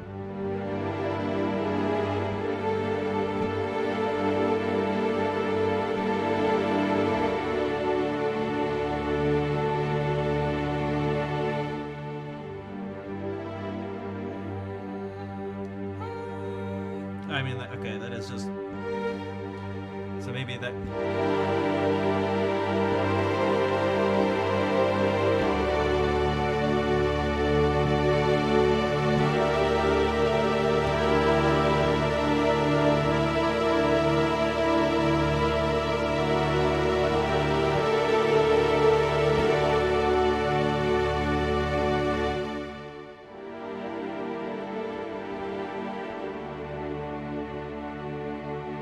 again, as opposed to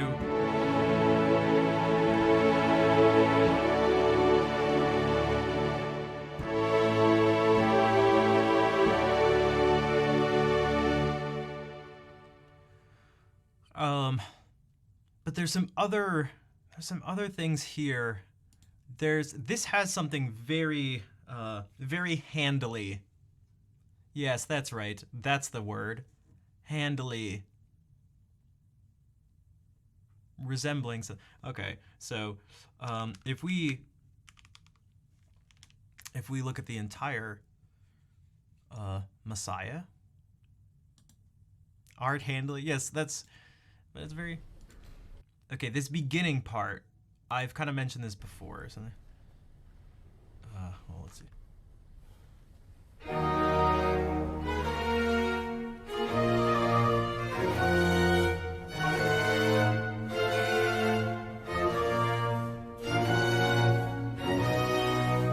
Handily beats all others.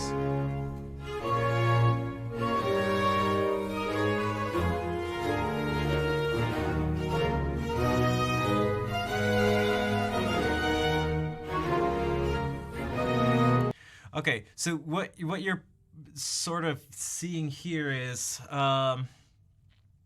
this is a nice little sort of move, and this is instantly just strikes me as handle. And what you get is, where is it? Oh, this is annoying. That's why.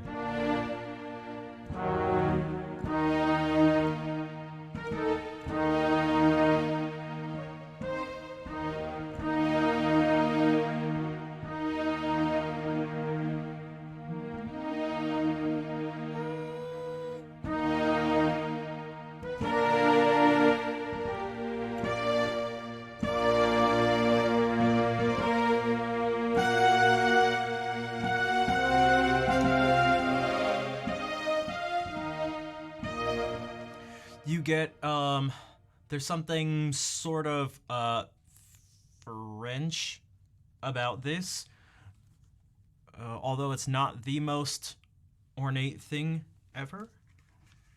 And so what that is something that kind of looks like this. I'm gonna do it in well, I'll do this. What? Oh, why did they do it up?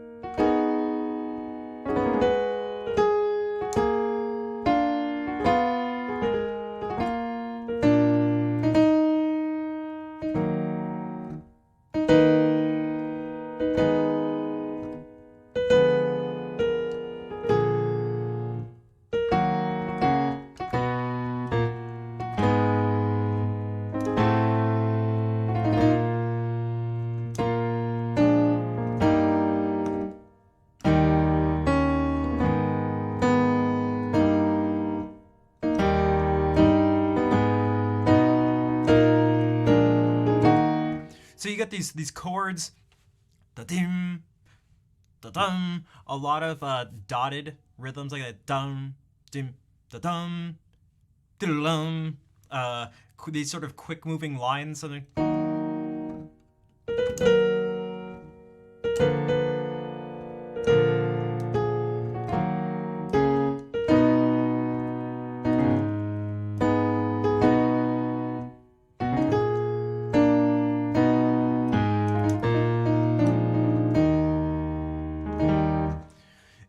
And oftentimes when you hear this, what you can expect, especially if you're listening to Baroque music, which is what we're listening to here, is if you hear this, you can basically guarantee that everything is going to cut out.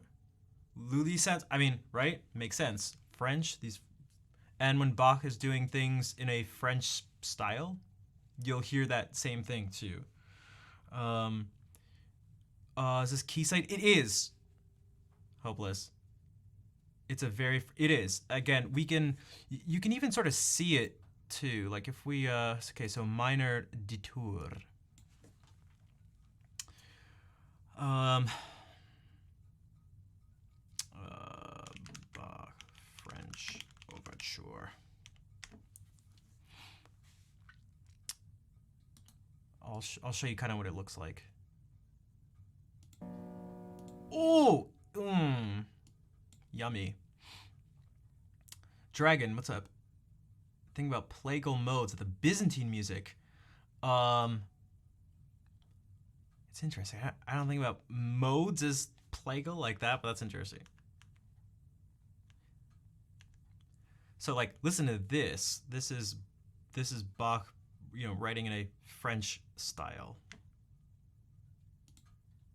Also, Miss Sugarbeat. I never said hey. Bye, Benzie.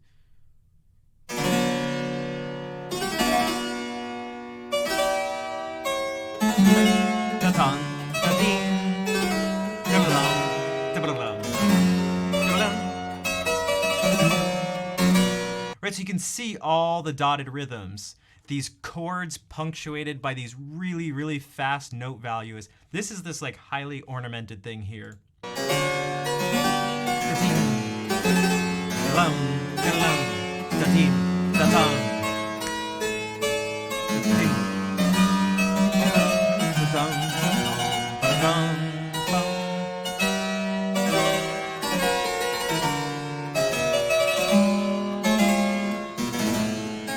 There's signs for trills and mordents just all over the place.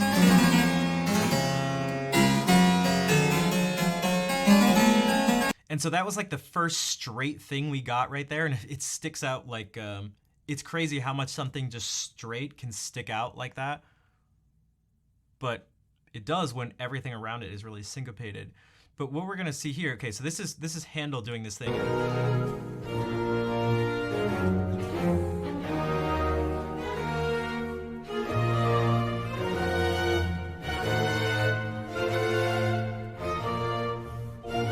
What the? Wait. What are you laughing at? What the hell are you laughing at?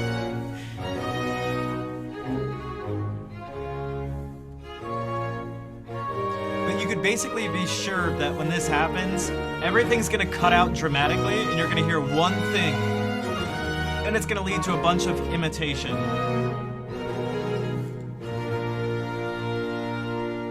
Ready? That gets imitated at the 5th. Again. Boom, boom, boom, boom, boom. Boom, boom, boom, boom, boom, boom, boom, boom.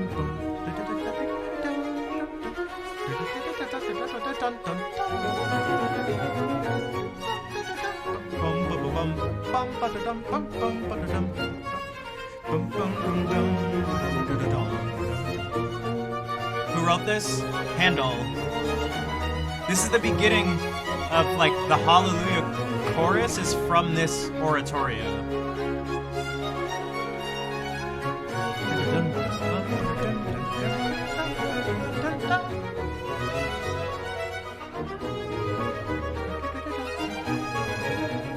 Which orchestra? The Boston Baroque with Martin Perlman. I didn't know that's what he looked like.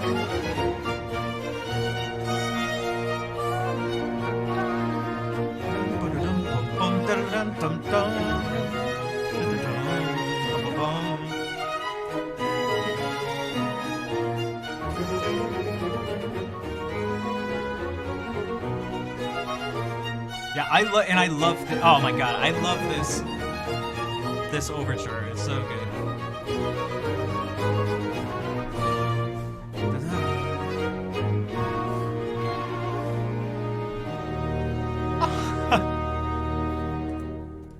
So that's how Handel's Messiah starts. By the way, that's your overture there. Very, very French overture, I guess. And so you could play that and be like, you know, who is that? But if we did the Messiah part, everybody knows that part. And then there's things like, God, it's like really long, but.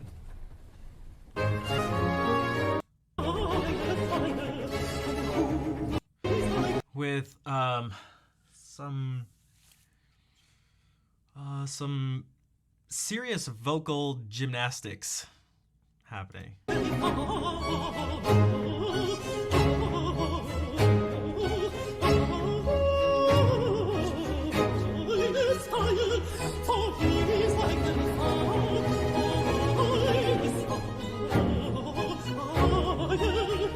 Who shall stand when he appeareth?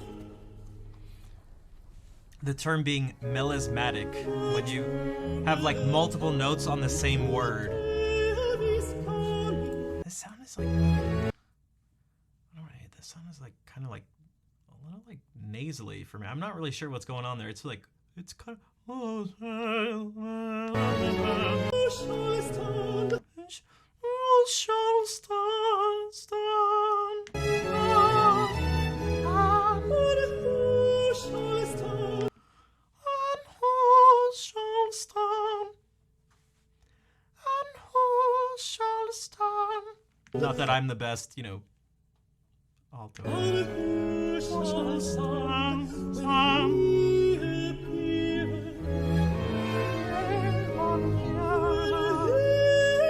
Alright, Aaron, take care. Actually, I'm not a fan of this, actually. But let's... There's, I mean, like, okay, so this has, this is very, like, playful.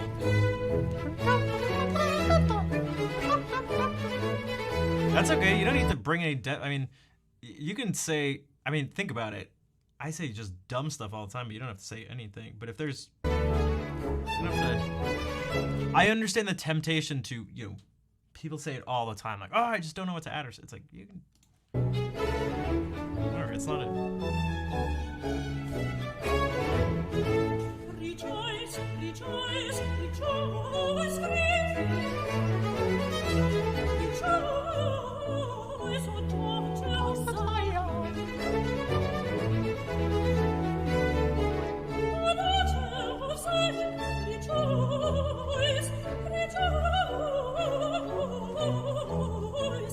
she's shredding.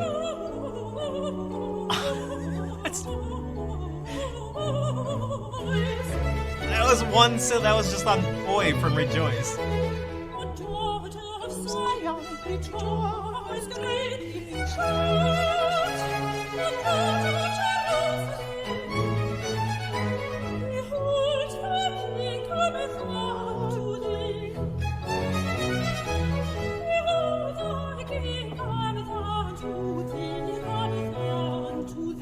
Can you believe it? I believe it. I mean, this is it's like this is like very very cheerful, just like fun classical music to me. Performing this in a good choir is good, in good orchestra, in a good venue is very formative. Wait, so you I didn't know that, Coffee. You were like singing in some choirs and stuff? Ready?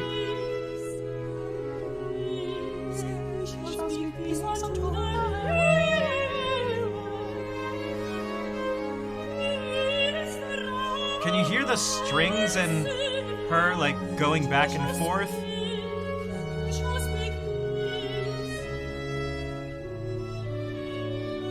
Neapolitan 6 chord.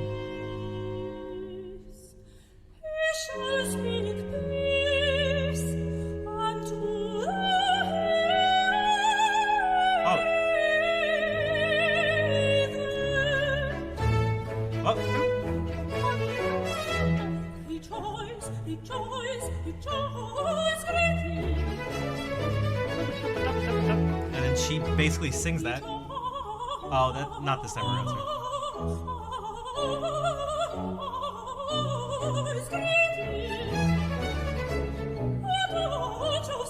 The posh private kids.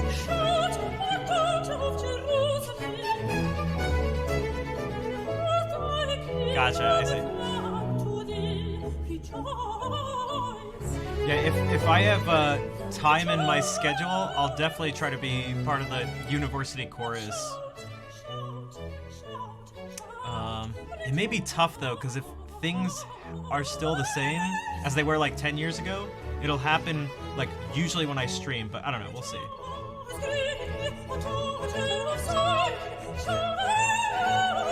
Oh, that's...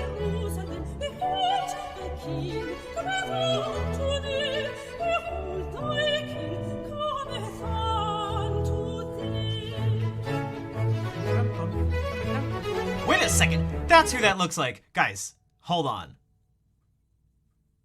This looks like Insomniac Rap.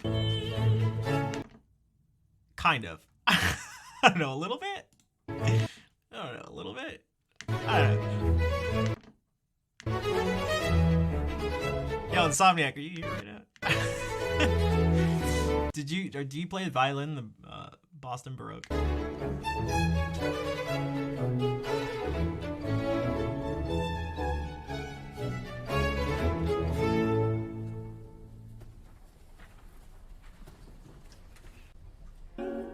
And the ears of the deaf unstopped, then shall the name. So she doesn't restrict the airflow and intake unit resonances.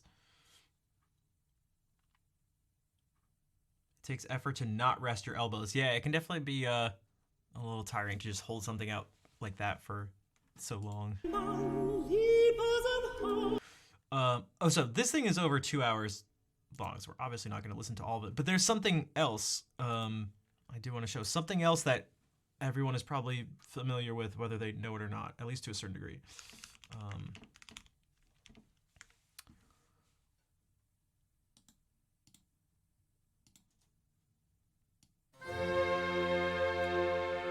Does anybody know what this is?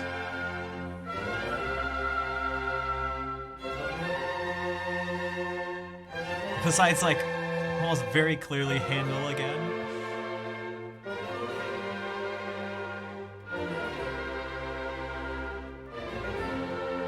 Although, is this the one I'm thinking of? Because there are multiple ones of these. Maybe... Oh, this is what I wanted. 1 second.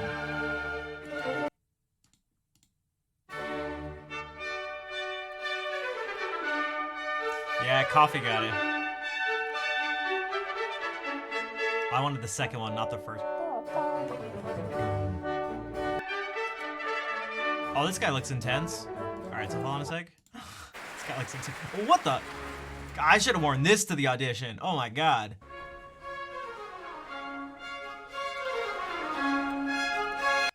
Look at this stance.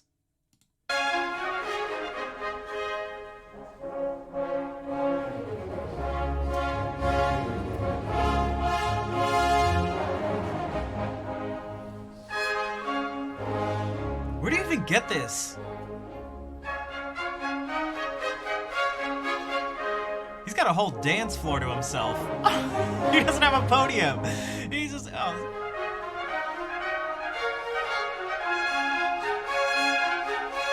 These are natural horns, by the way. If you notice, there's no valves or anything.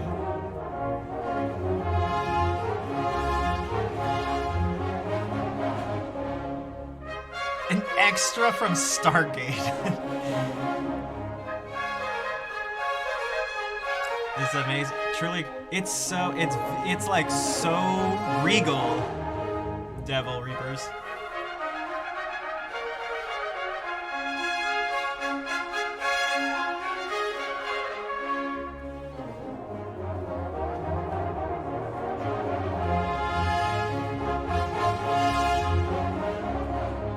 I mean, this is just all... The brass is just all physics.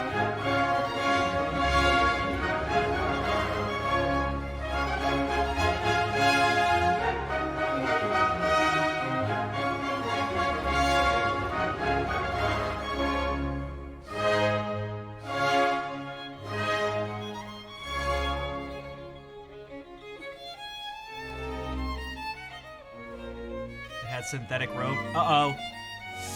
Downvote, downvote, downvote.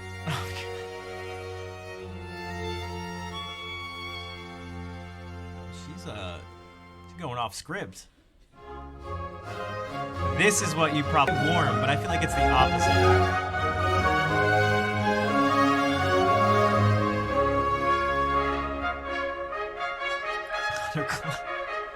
Well, what about a woman with a nice horn power stance?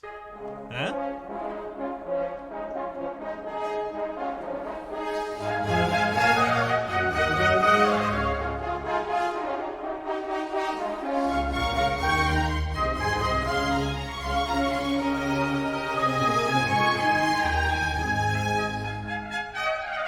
Yeah, they're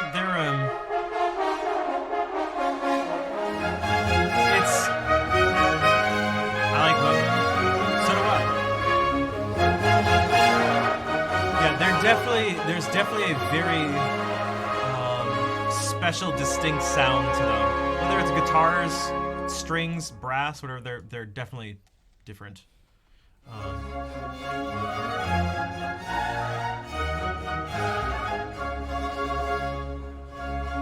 What is it about this?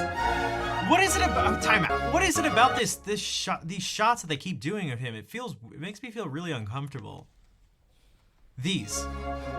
And it's not this, it's like him walking towards the camera makes me feel weird. Like, what is happening? I don't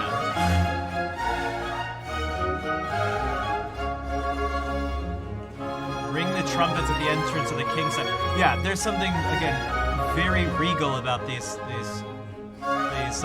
brass. I'd say.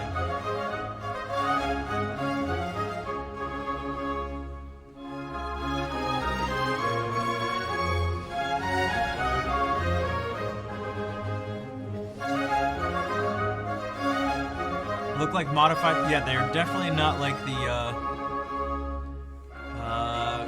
clarinets we have today.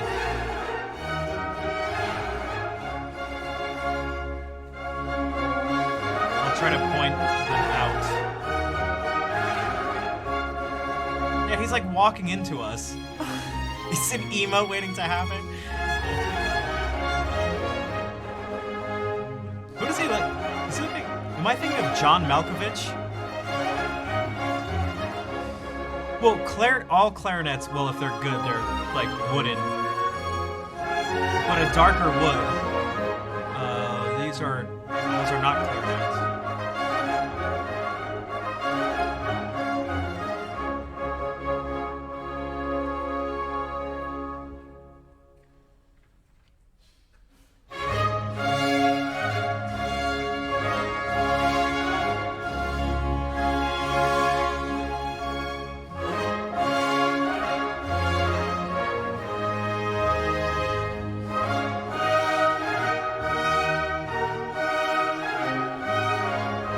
Hello, Fair. This is Fair's entrance music now. Man, are they just not at standard pitch?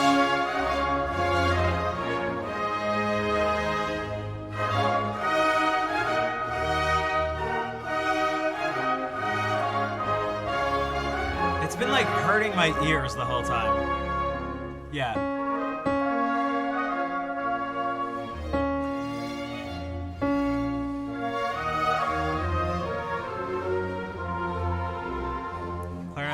No, it's all good. I mean, they don't look like it. And if you played clarinet in high school or, you know, in band or whatever, you probably just had a plastic clarinet, like I did.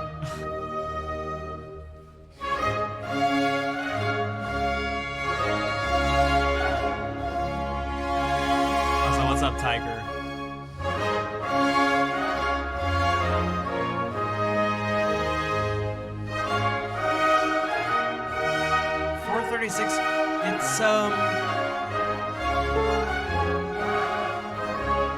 It's it's way low. They're like almost a half step down, but not quite. So it's like it's slightly sharp. It almost sounds like it's slightly sharp.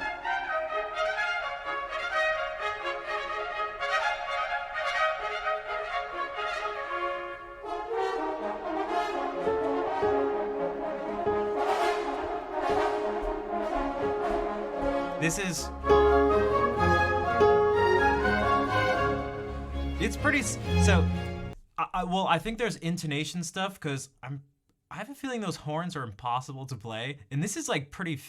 I feel like this is pretty fast. I don't know. I haven't heard, you know, I'm not a Handel expert and haven't heard that many performances, but this felt pretty fast. So this is A440. Let's just forget about whether it's A440 or not, or just think about what fits here. This is a different pitch now. I don't know if you guys can hear the difference. This is the sort of normal pitch, and then this is where they're at. So it's super slight, but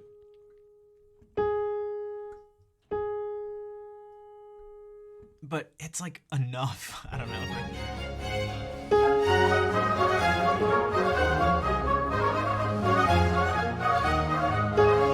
Normal, where they're at. Where they're at, normal. Hoping I wasn't they're like, remember, they're playing all these notes with just essentially changing they don't have a single valve or anything like that to play different notes. It's all just by like a change in their embouchure, like, and you could say like how hard they're blowing is maybe the way to describe it, but that's how they're playing. That's why I said it's all physics, because they're essentially just manipulating in a very sort of deep, basic way how air flows through a container, which still just again follows the overtone series. It's still governed by the same thing, but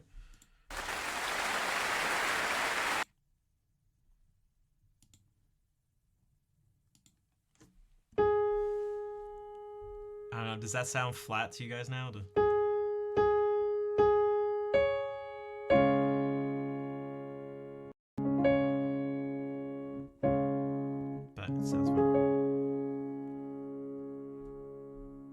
Fortunately, I feel like my ears can adjust pretty fast.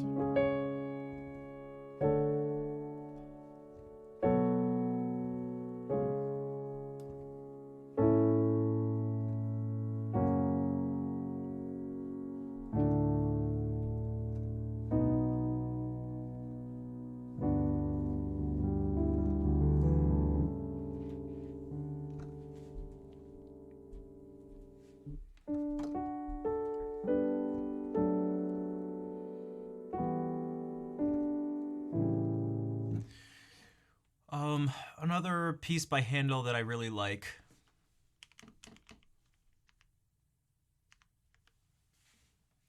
Who here likes countertenors? AKA male sopranos. You ever seen a man sing like an angel?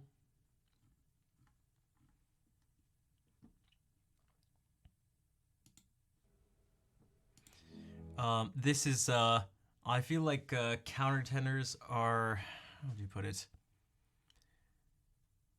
I wouldn't say a hate it or love it thing, but it seems like people can definitely be opinionated when it comes to this stuff. I personally, like the sound. And I feel like if you listen to a lot of medieval and Renaissance music, you almost have to like it because you're gonna encounter it a ton. But although this is Baroque, but yeah.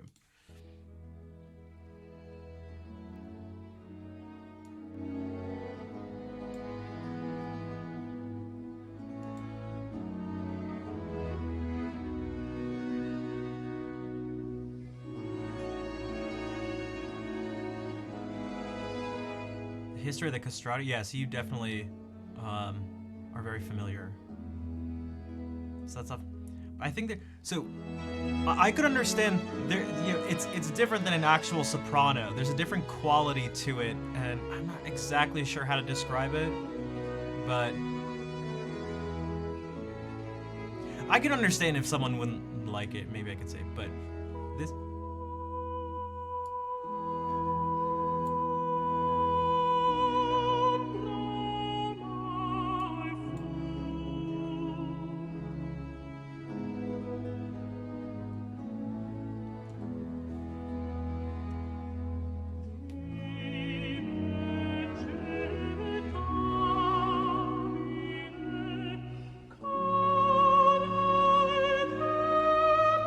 I should have played a little bit without showing the video. I should have just done that.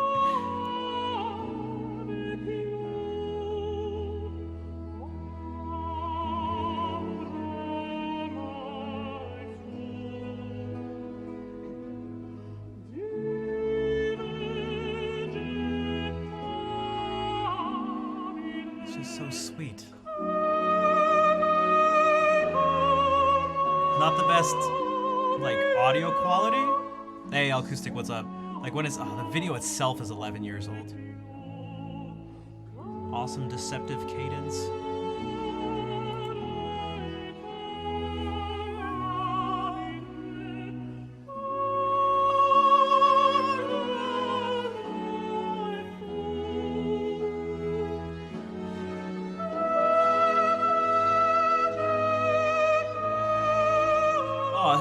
It's so romantic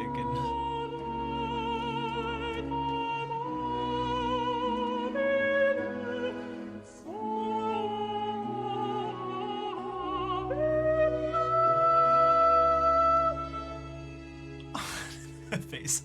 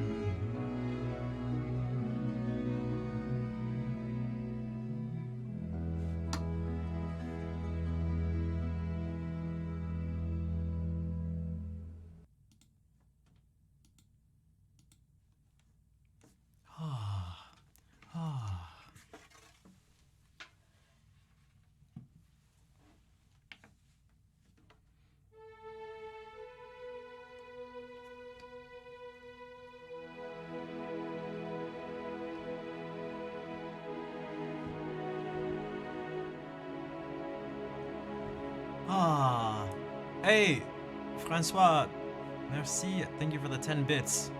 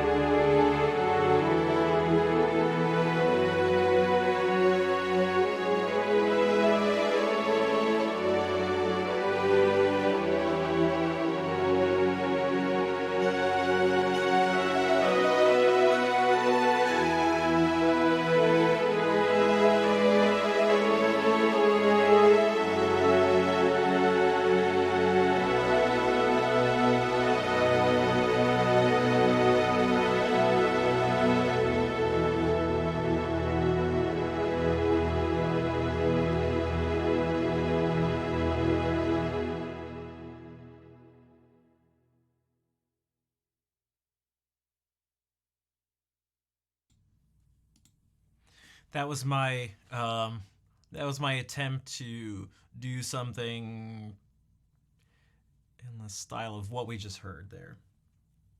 Somewhat in the style. It wasn't meant to be exactly like, well, we could just say inspired by. Okay, so that's a good Killa, what's up? That's a good question. Difference between Baroque and classical music. It's not thanks for the claps. There's no straightforward answer, but there are some generalizations you can make, and also differences in style are things that happen gradually. It wasn't like one day someone woke up and all of a sudden music just sounded different. Okay, that being said,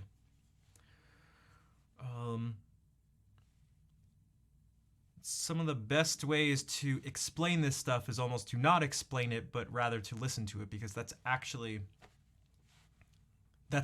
where the difference is. It's in the sound. But there's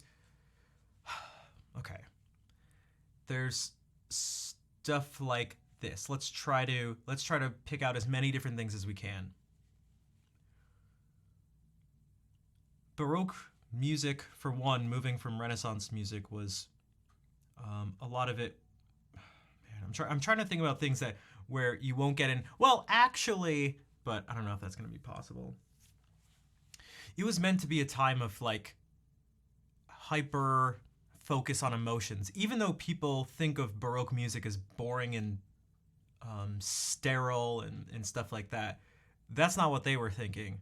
This stuff was like, it was a pretty dramatic change from the Renaissance before it. So there's like that aspect to it, but just me saying that probably won't help out in terms of the listening to the music itself. So you can go to some aspects of the music. So what we've been listening to is Baroque music, by the way. This is Handel's, like, I mean, that's about as Baroque as it gets. Handel, Bach, Vivaldi, Scarlatti, these people. I mentioned textures earlier, although I don't know if you were here. We did it right before the, listening to the Hallelujah chorus from Handel's Messiah. Is that there's these different textures. And so they're, again, an overgeneralization, but a generalization that maybe you could say is that a lot of Baroque music tends to be polyphonic.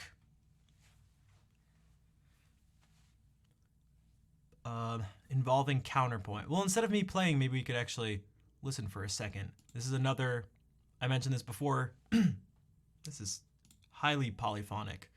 Look at the separation. Although there are chords that you're going to hear, I mean, we're about to hear one in right there in less than a second. You can see that these lines are independent from each other. And so that independence of each line is the I guess, most basic way to describe counterpoint. Also not at pitch. That's okay.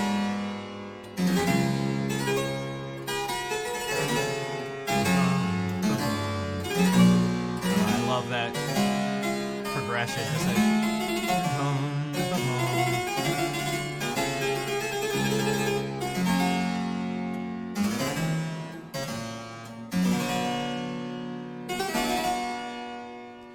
the forms are important. So what type of music is being written? So this is this is Bach's French Overture, but it might as well be you might as well just call it a sonata, partita, suite. It's like a collection of dances. It's not a symphony, for example. It's not a keyboard sonata. A la française with the dotted rhythms. Exactly, Francois. That's what I was... Exactly. See, Francois knows. Remember that was one of the things I brought up a little earlier? This is like hyper French. One of the things I love about Bach is that he seemed to take these different styles and make them, this is French. He seemed to make music that's more French than the French music was. if I could kind of put it that way. Okay, and then you get this, which is so sick. You want some imitation?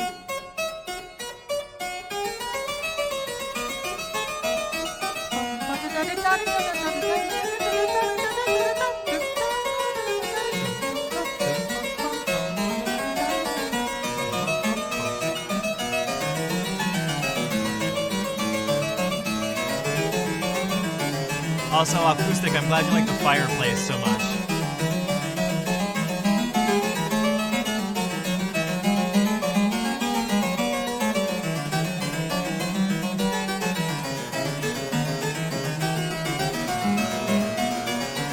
Ready in the babe.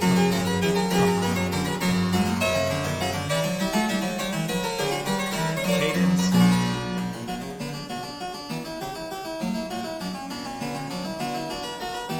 Cursed against the music for Sweet Sweet Canyon? I believe it.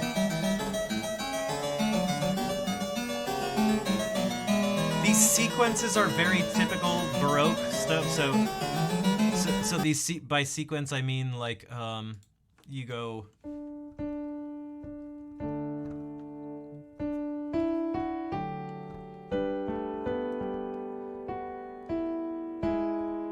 What should we do? A sequence it typically goes through like the circle of fifths. So if you've ever heard something like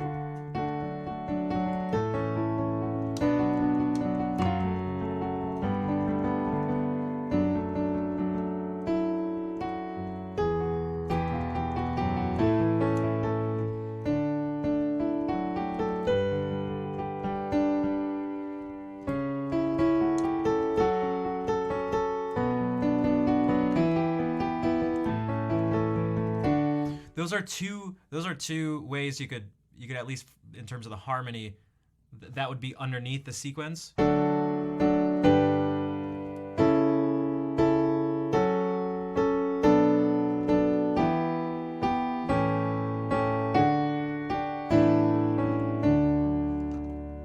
And so what you'd have something going like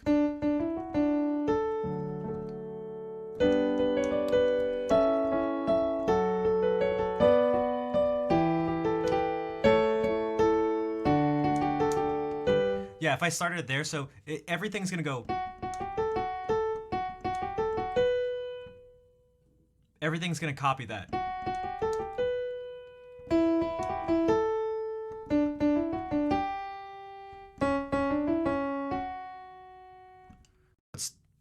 It started here and just went down and did the same thing. Down. You could keep going.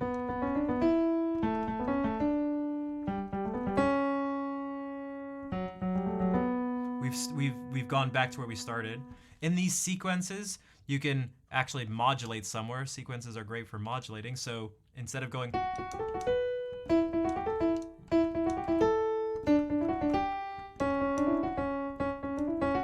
you could go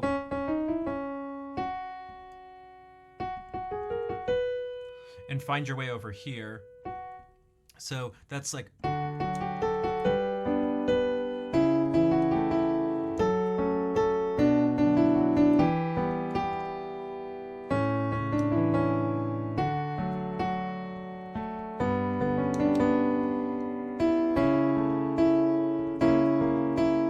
we could modulate.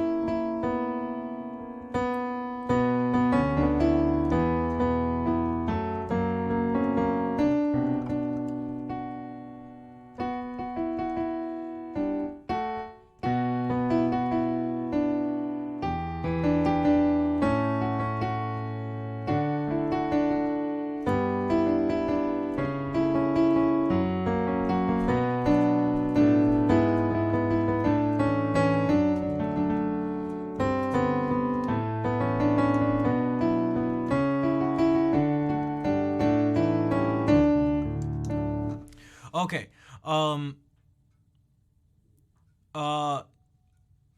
Arth, good night. Thanks for being here and hanging out. Okay, so this is the sequence that we're hearing right here. See if you can.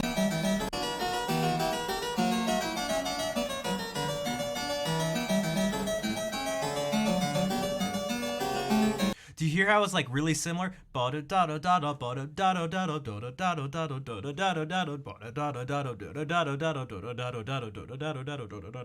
doesn't go on that long, but the sequence can go on as long as you want, really.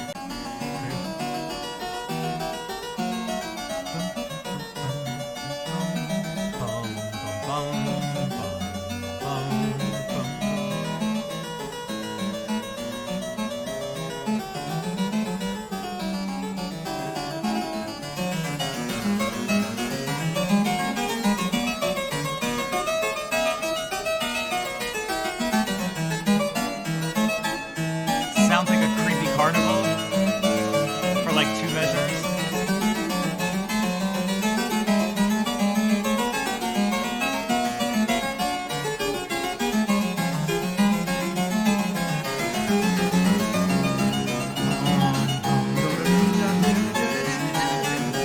Fun.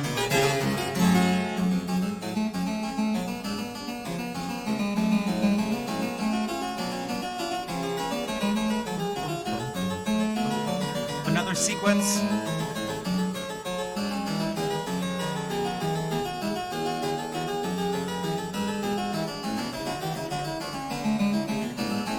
I hope trying to do the Elliot stretch, didn't aggravate it. It may have. So look at how there's so much weaving going on. It's just like you're weaving multiple musical lines. Another sequence, actually.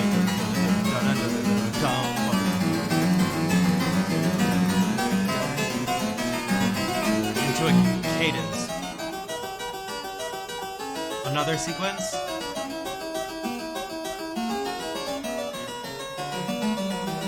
Another sequence.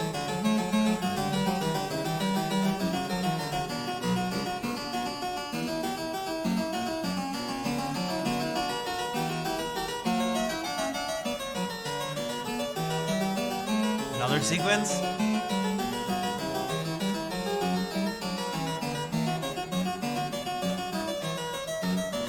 And then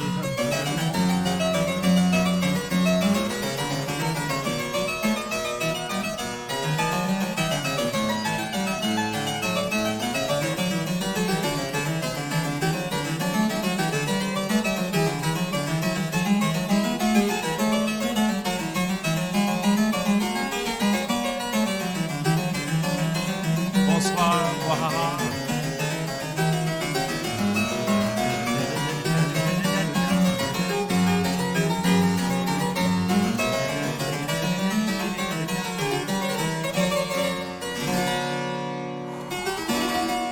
And now you go back to the texture. A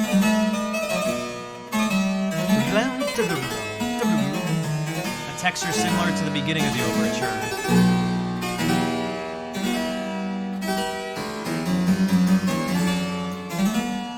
Okay, so this goes on for a while, but that's okay. So we look, and so here's some. That's an example of a keyboard work from a, that's about as Baroque as it gets. But then there's also like this. Well, what if I do something? Maybe I should, instead of playing versions of stuff, maybe I should do some things. So people say, like, what I'm about to do is, again, very, very Baroque. And if you're coming from this sort of angelic place, if we go like, something, Palestrino, let's get something with, okay. We got stuff in Latin, and it's like, this is like the sound of the angels, right?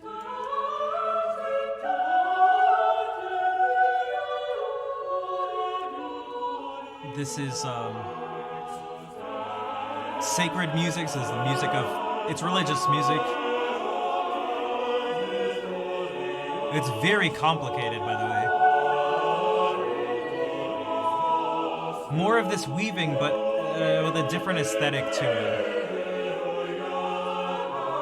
So I want this in your ears just for a second.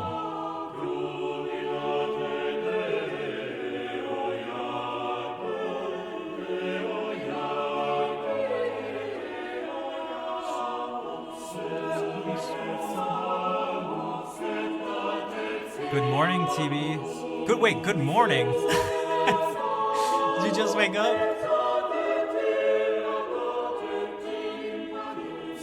Or are you just being technically accurate about it?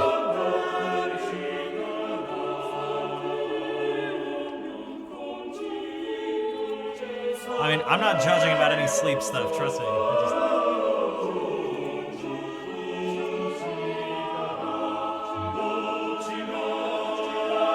Alright, Renaissance.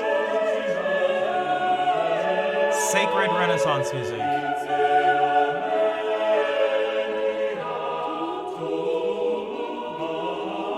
God, I love these simple, just little 5-note scalar things moving.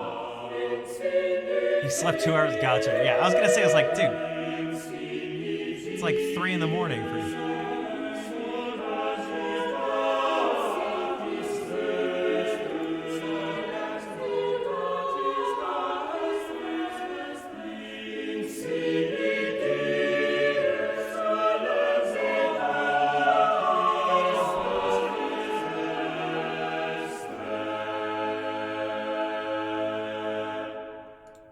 Okay, so that's not what all of the Renaissance is, but that's something to put this stuff into context, because context is super important when understanding the differences in these periods.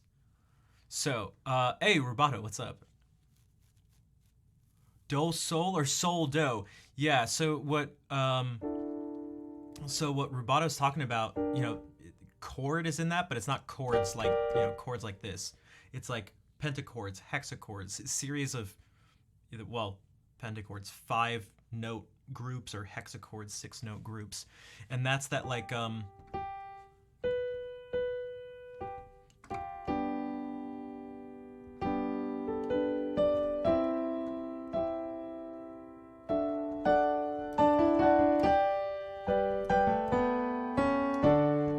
if I do this, we're here.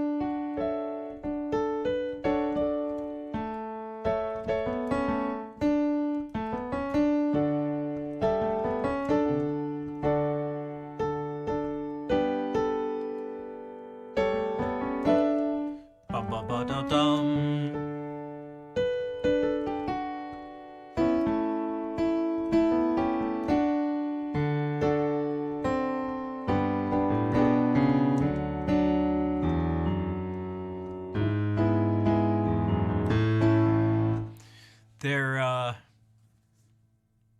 don't know, there's something simple but effective about them. But okay, so we have that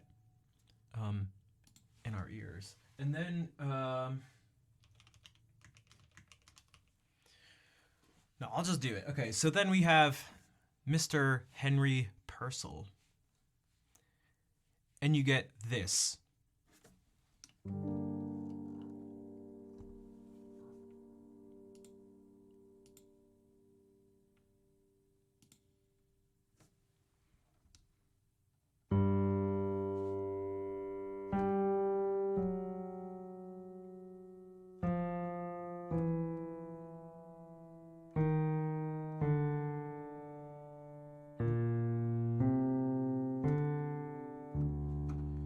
When I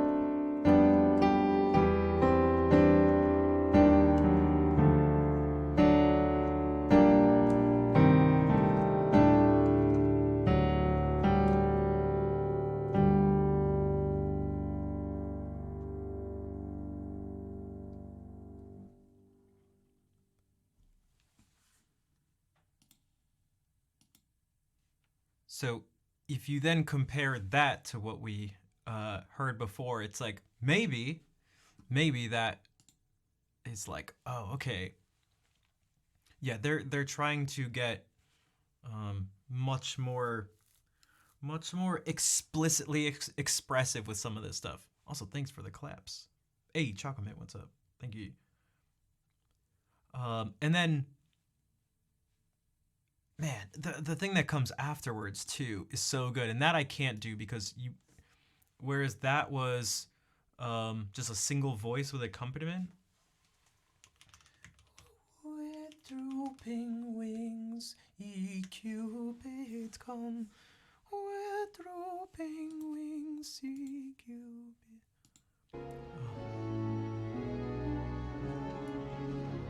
See, this is the end where I ended, and it.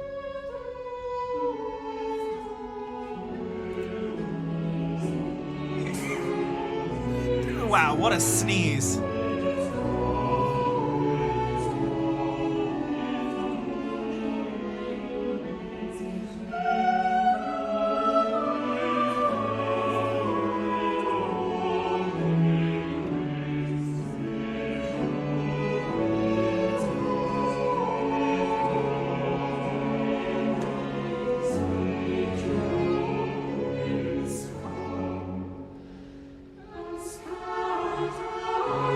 Not the best audio quality.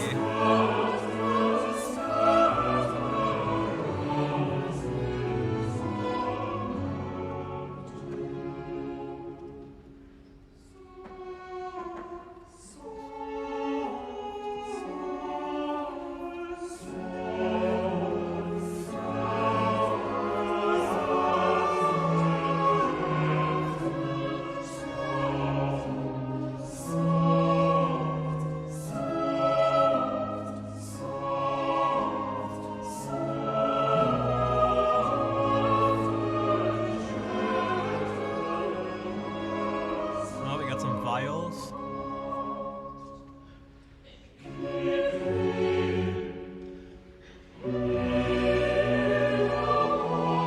Actually, another sequence. Kind of, a little.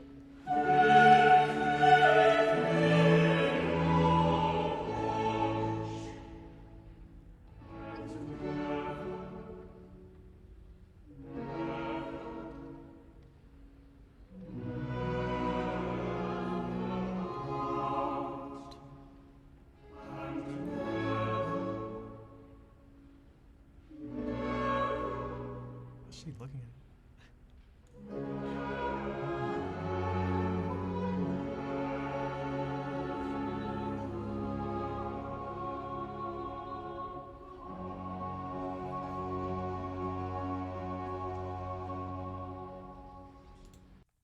Okay. But you asked the difference between Baroque and classical. So we have these things, we have the instruments used, the approach, what they're thinking. There's the, cultural and historical things, which you said people usually, from what I understood, it's like people give that as a response, but maybe doesn't help the most. There are things like the structures of the pieces and the forms of them, but there was a hyper focus on form and symmetry, and also the idea of music for music's sake, also known as absolute music. So there are general things you could say, but there's also very specific things. Maybe we now have a piano that can be used, so people can write piano sonatas and use that instrument differently. And you can get things like, well, you probably won't see this.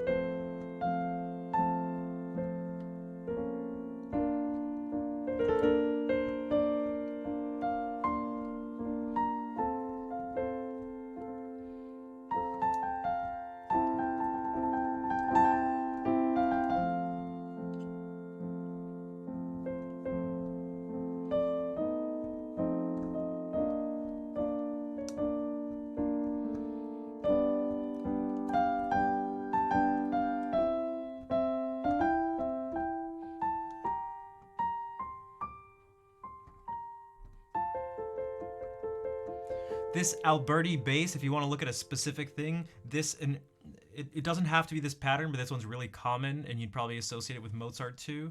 Going like.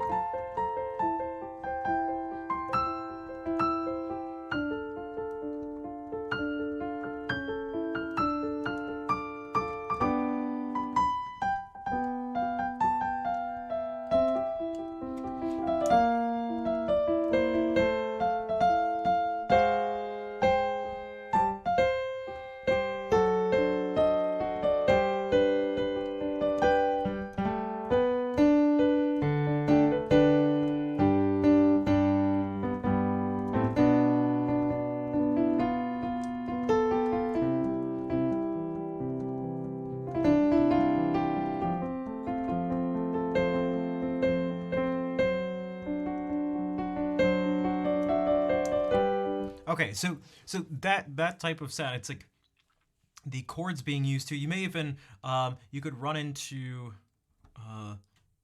again, it's not exclusive to it, but things like well, if we did it from like a minor key.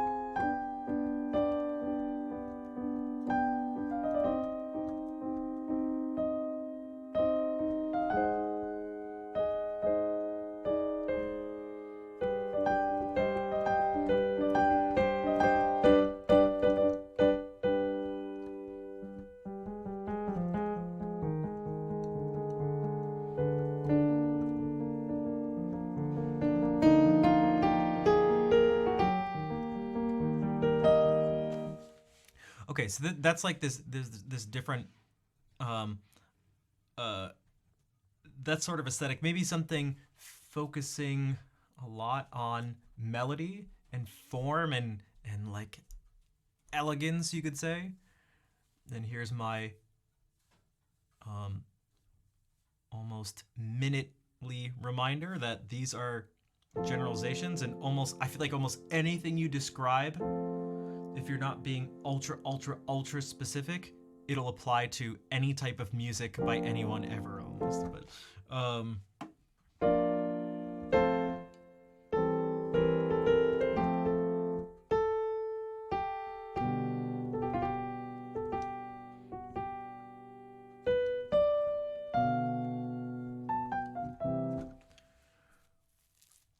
then there's the symphonic music. Again, the idea of the symphony. No one was writing symphonies. Like, yeah, there was orchestral music, but in the Baroque era there weren't symphonies. So appropriate for the aristocracy and not the church. Yeah, so that's like the influences of things that would influence why someone would make these musical decisions, I guess, is part of what you could say. So if you think about Haydn, and mainly like if you just want an example of just like bam classical, it's like just think of Mozart. Again,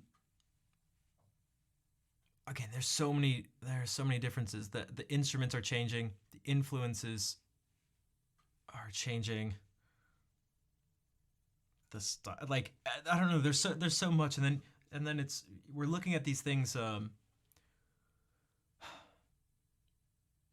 Okay, we're looking at large periods of time. Although the eras kind of get smaller and smaller, they kind of get shorter and shorter in length as we get closer to the contemporary period. Um, but one of the difficulties in these things, when you try to describe it quickly, it requires generalizations. But what that means, the trap you're going to kind of run into, is that you're trying to describe large periods of time and also large geographical eras. Like, think about right now. What if someone tried to describe the music? We'll come up with whatever name you want. The music for even just the past 20 years or something. It's now 200 years in the future, and someone's like, maybe it's called millennial music. It's the turn of the new millennium, and they end up calling it millennial music. And someone goes, what's the difference between millennial music and modern music? So 1890 to 1975. It's like, well, how are you going to think about all the music that exists right now? And it's like, well, what part of the world are you talking about? And which artists and which styles and stuff? And it's like, exactly. So that's where this stuff can be very, very tricky.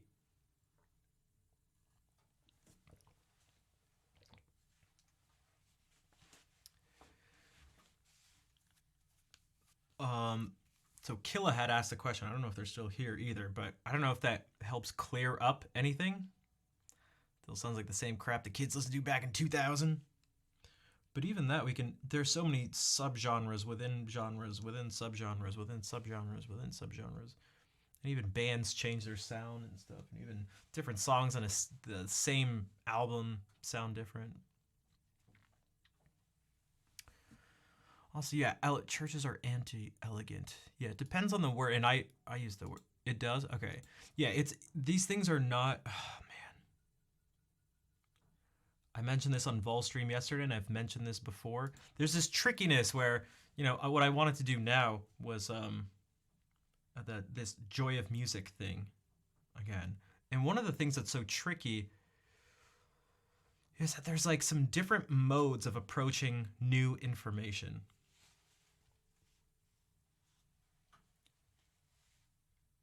In order to get a good grasp on something, you need to be able to simultaneously look for the big picture stuff and make sure you don't get lost in the details. But then, at the same time, the details are where all like the sort of next level of understanding sort of comes from. Because if we use these generalizations to describe Baroque music, for example, well, how do you then tell the difference between Bach and Handel, for example? That differentiation, which is really important, ends up being in the details.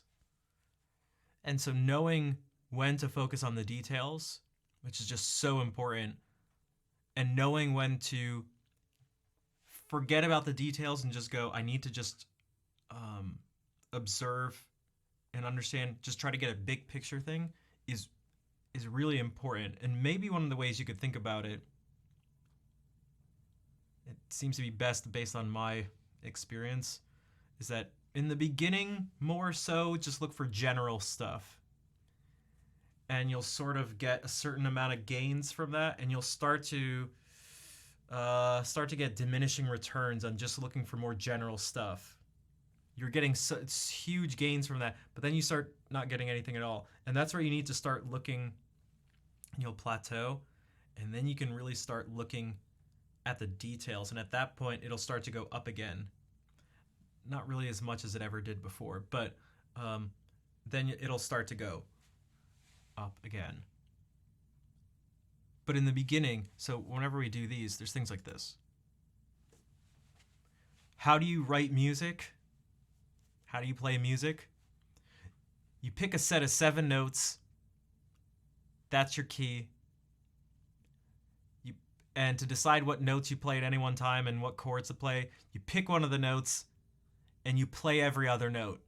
Boom, that's all you do. We're in C major. That's C major.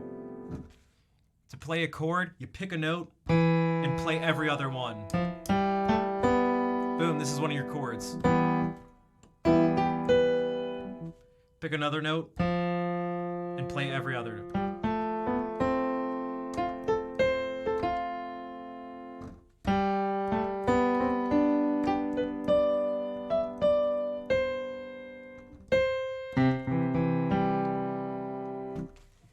That's the thing. Now, is that a full description of music and harmony and composition and songwriting? Obviously not. But it's probably the most fundamental, important thing I could try to get across to people, is the idea of having a set of notes, and from that set of notes, picking one and just skipping over the ones around it.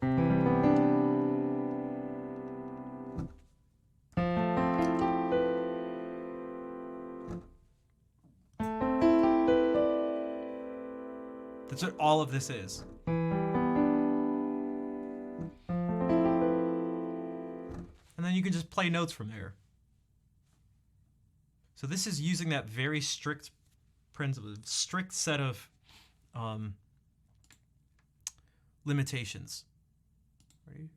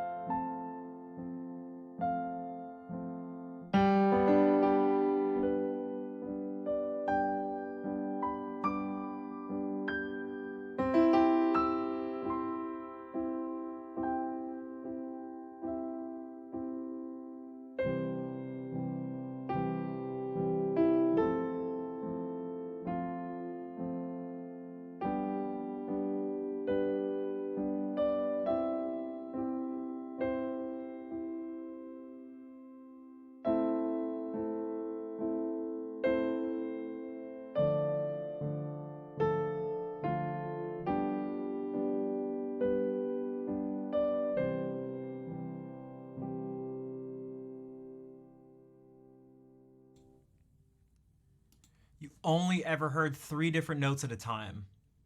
And if there were ever more than 3 notes, it was one of them, at least one was repeating.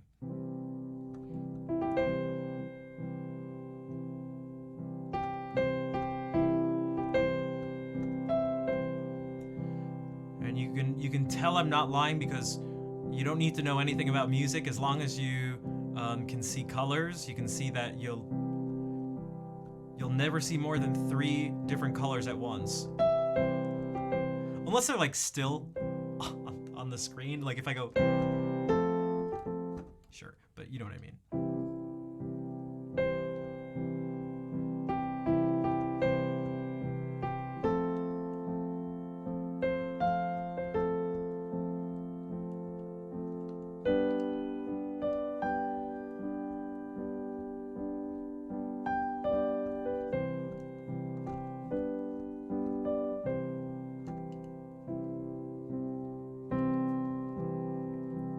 So if that's like the power of just understanding that,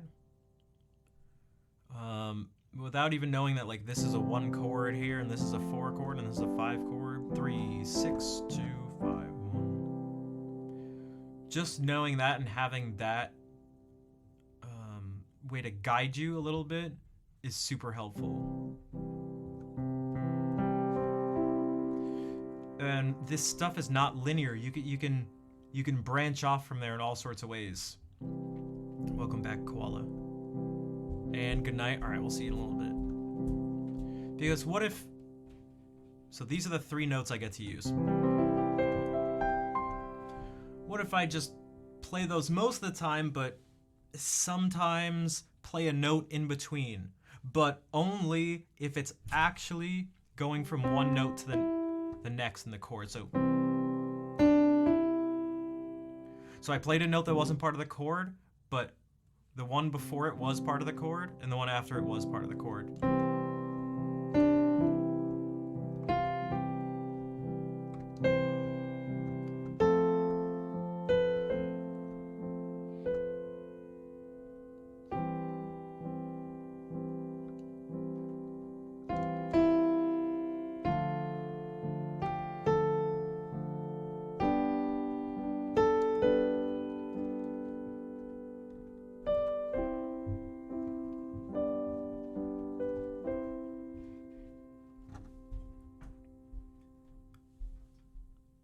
Was 100% following those very simple, strict rules.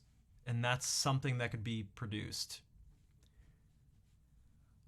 You could add more chords into it, too. And you could maybe get something. I'm going to try. The challenge for me sometimes is not playing what I'm hearing in my head, but forcing myself to just play according to these rules and not breaking it.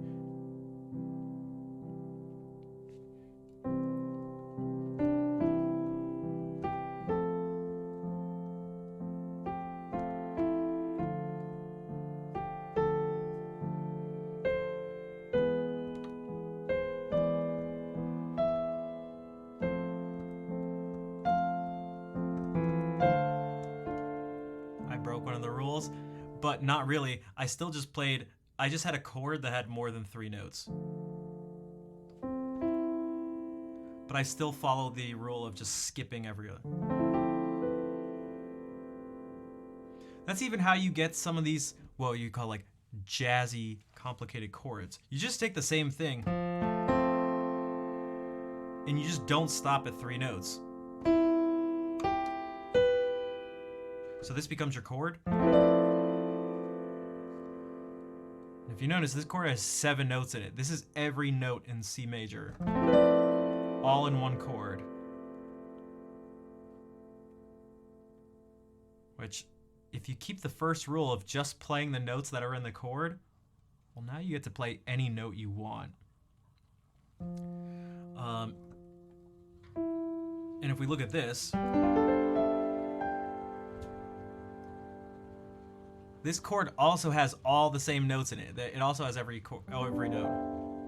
So basically, every chord is every other chord. So why does that sound nice, but playing the chromatic clump sounds bad? That is the key question, and it's something I was talking about with my brother a couple weeks ago, because there's a difference between the notes themselves. The names of the notes. So these have all the same note names. In this chord, this has all the same note names.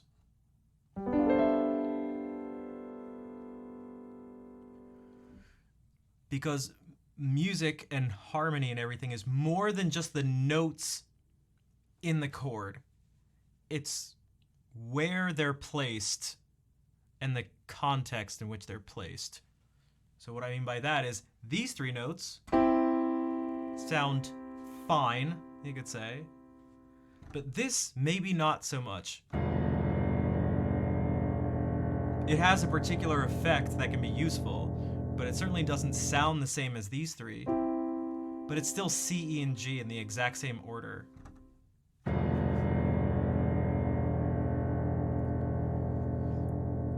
So if I were to say, C, E, and G, makes a major chord and major chords sound happy or something like that, then for that same reason you go, well, why doesn't this sound happy?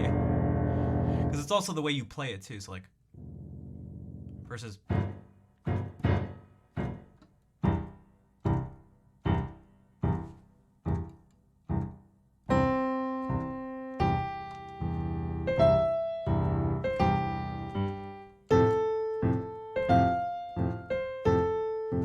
Sounds different than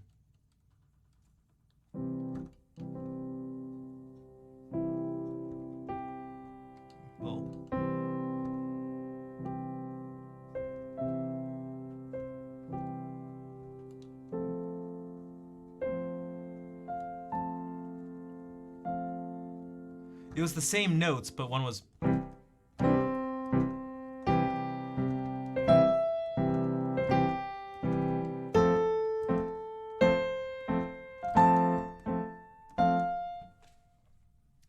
Then there's the idea of, when I mentioned context, that's a combination of two things. The notes in relationship to each other. So this C, E, and G. But this is also C, E, and G. Oh, baby. Ah.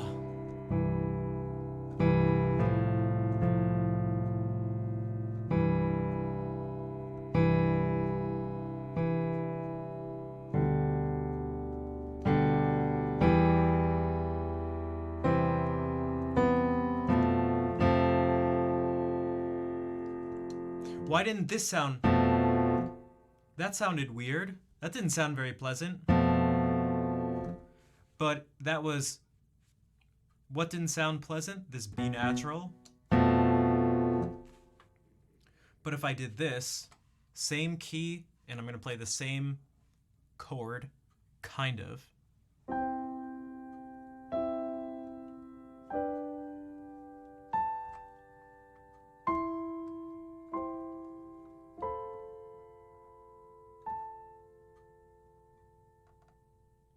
So what was different about this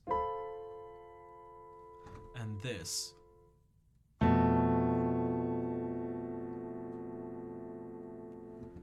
For one, it was higher up. And when things are higher up, generally, this is just kind of physics at this point.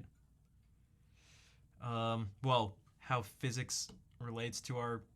The connection between the laws of physics and how we hear things. You can get away with more stuff typically if it's higher up. If everything is shifted up, higher up.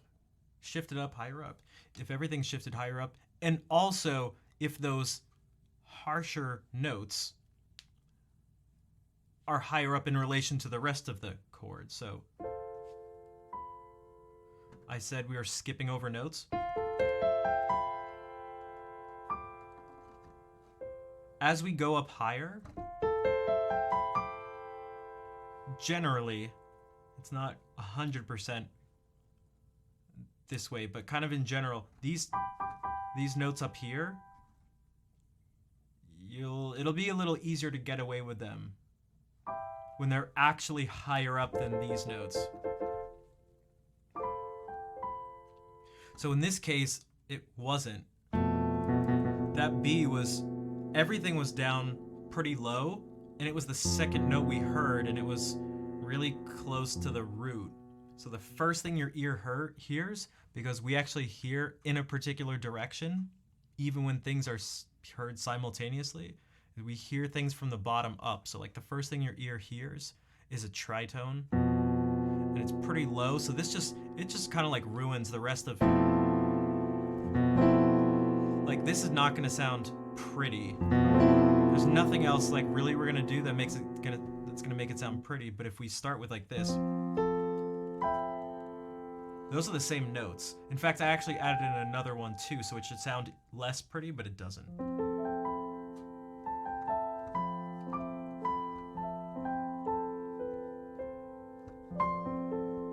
So like this is our basis here. We've set up like a pretty solid foundation to kind of just go like.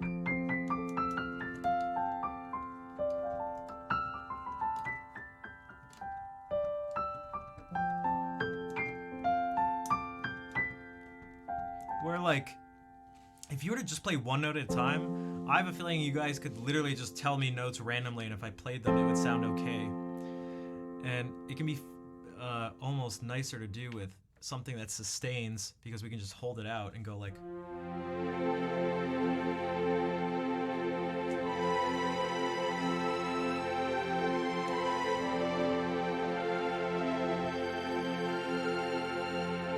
Like, literally any note in C major, like.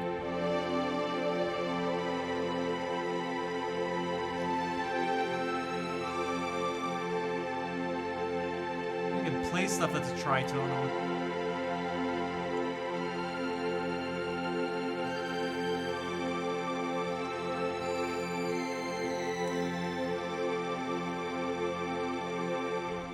this, we're not setting ourselves up for that sort of success. This is already...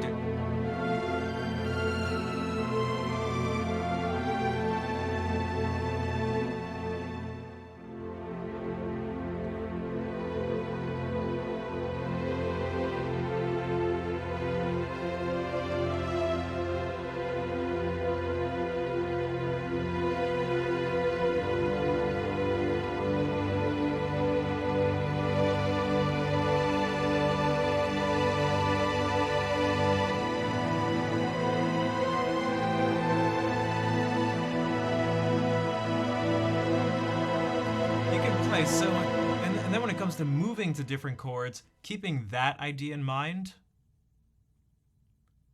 combined with, so I said context.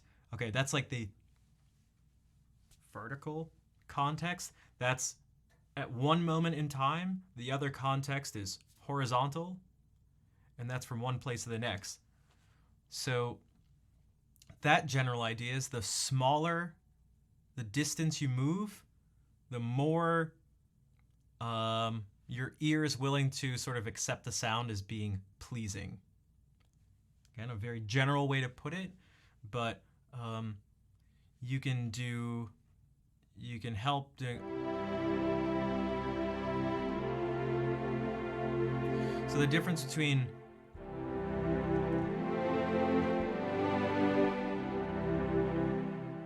that's moving a whole lot. That same thing moving a little bit and having stuff spread out.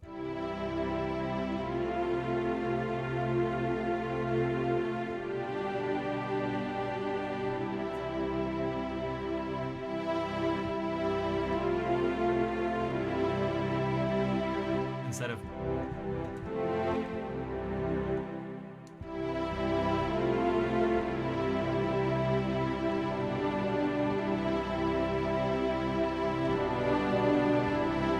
one of the notes isn't even moving. One of the notes isn't moving here either.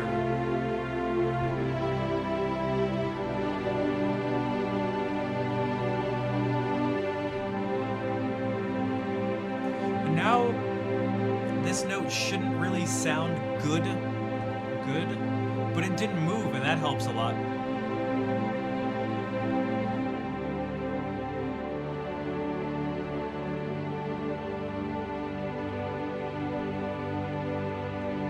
Partially the idea of preparing and resolving your suspensions, or just dissonances in general.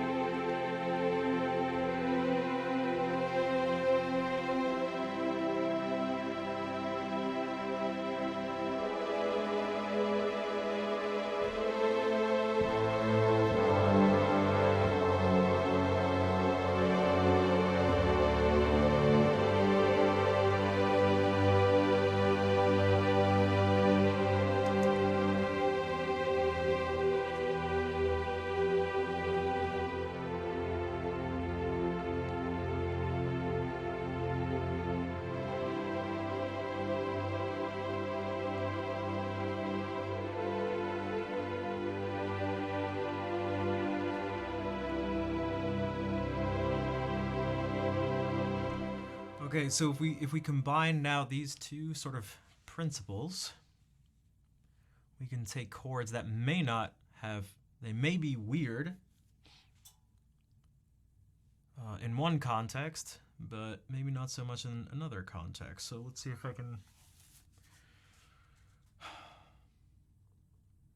Well, what if we try to do it like this? I'm going to start with C major, because why not? What's another chord? You can say any chord.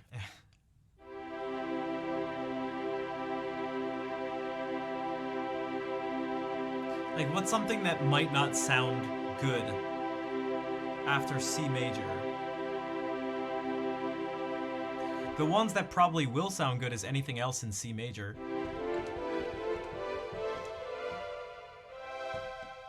Because they're just all in that key. So.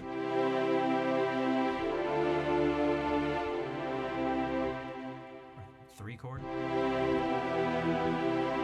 4 chord, 5 chord, 6 chord, 7. So it's like, okay. What about something a tritone away? That should be strange, right?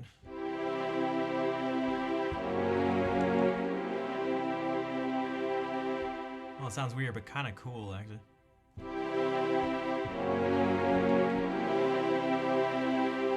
But what we can try to do is go like...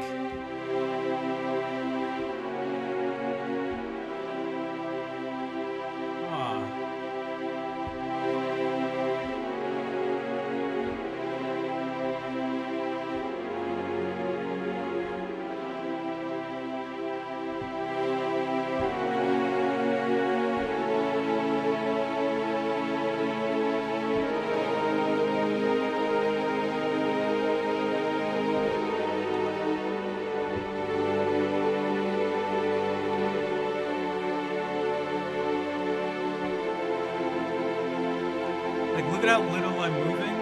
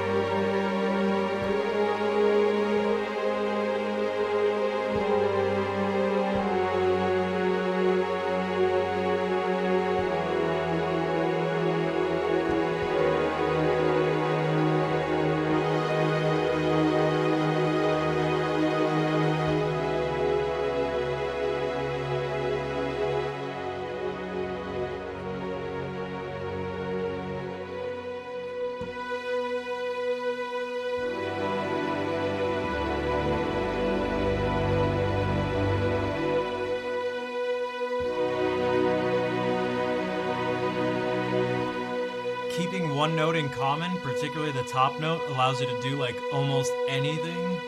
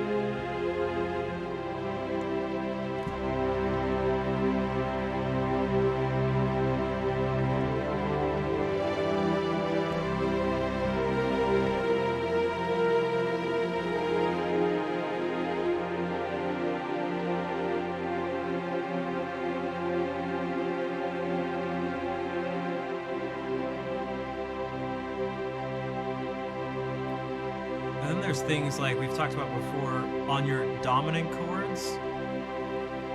If you have your two guide tones, the two notes, the note right beneath where you want to go.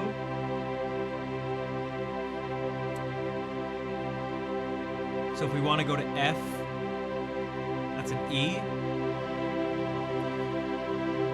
And the one right above the third, so that's B flat. We can almost pile on anything else.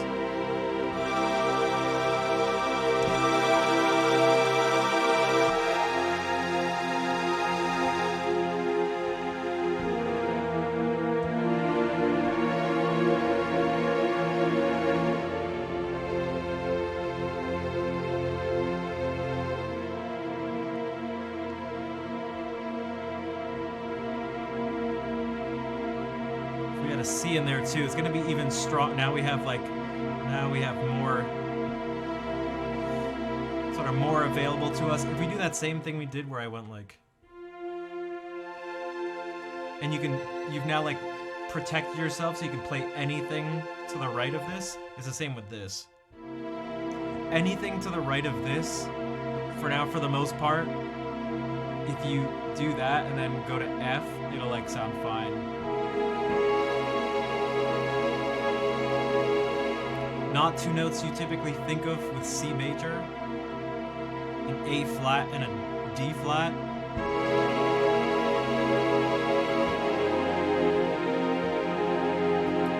That's fine.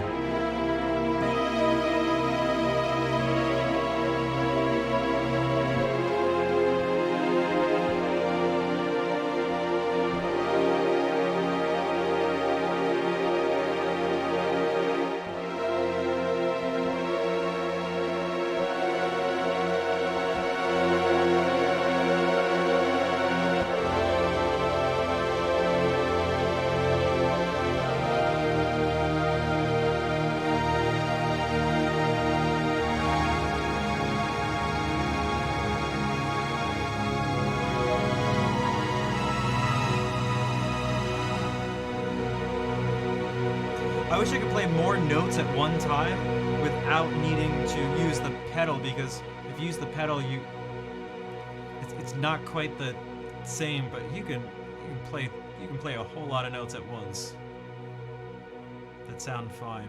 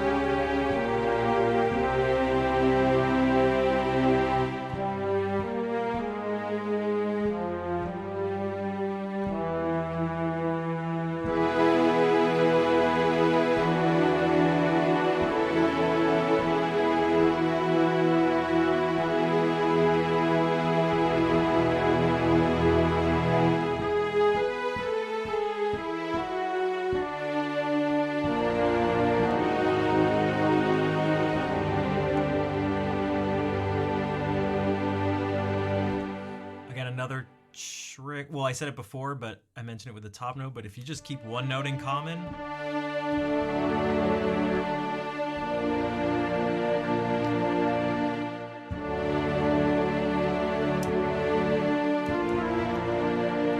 oh my god, that's so ridiculous.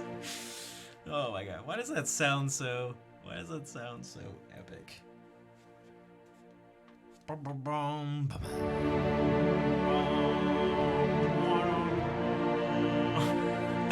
I'm pretty sure that's the music from Battlefield 5 that gets used a lot. Probably a bunch of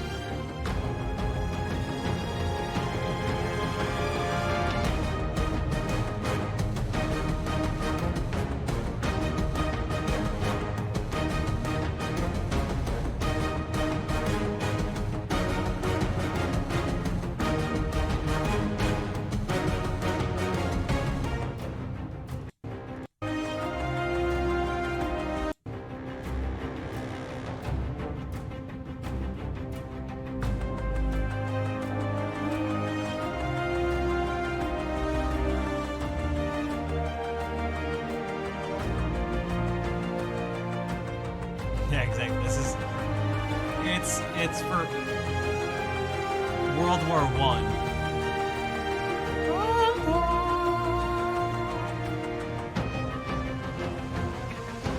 See, isn't that the little motive? But I swear,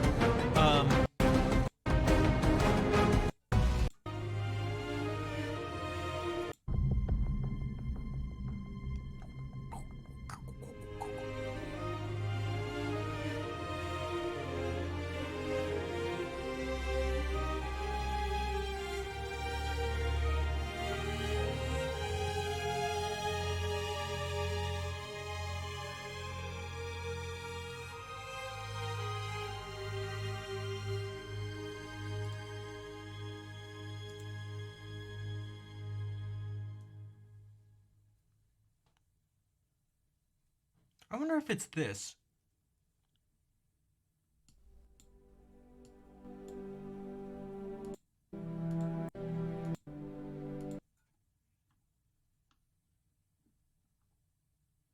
Hey, hey.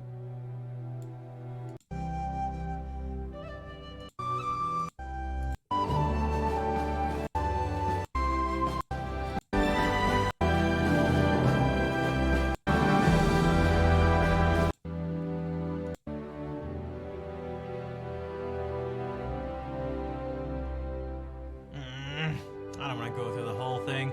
Unless, I don't know, Pride and Honor. Pride and Honor, does that sound...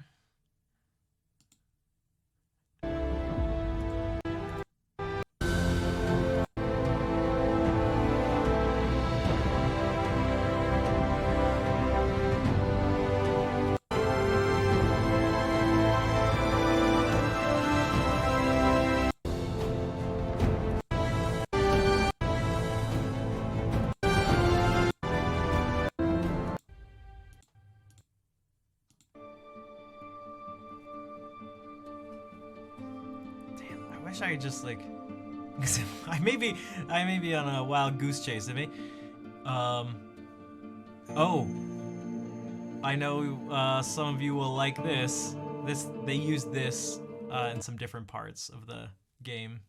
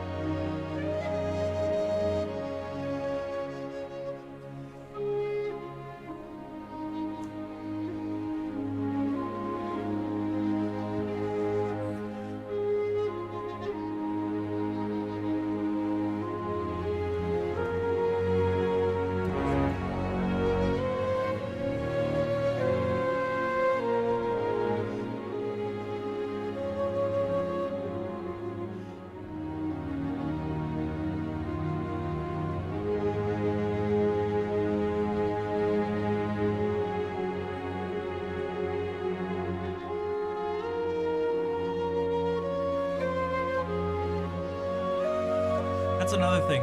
If you use something that people have in their ears, you can get away with more stuff too.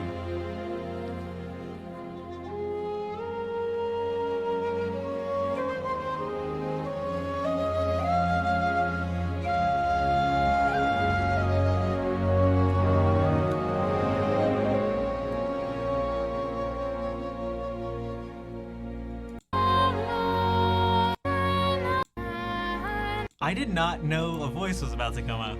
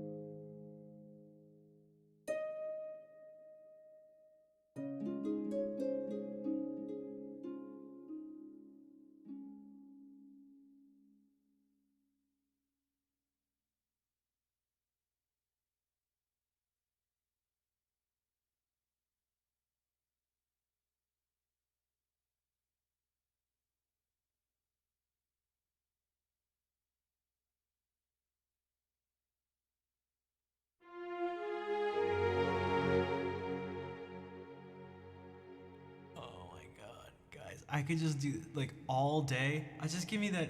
Just give me. I don't. It doesn't need to be crazy. Hey, Mint, what's up? How's it going? Oh. Mint, do you have a Yamaha MOXF8 by any chance?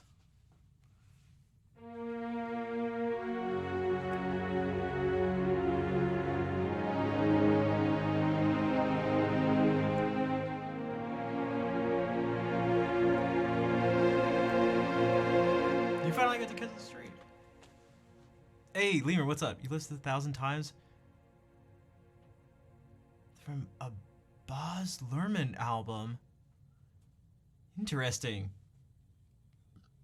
He looks the same. I swear, I saw yours in the stream last night. I was like, wait a second. I know those buttons, I think, but I was trying to stay within lurking, or else I would have not gone to bed. Oh my god, guys, I love harmony. Give me the harmony.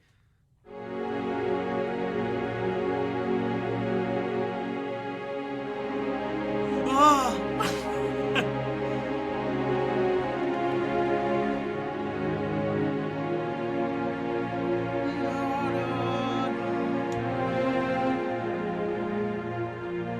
Yeah, guys, Piamint is an actual pianist, as opposed to me. I just put my fingers on the keys.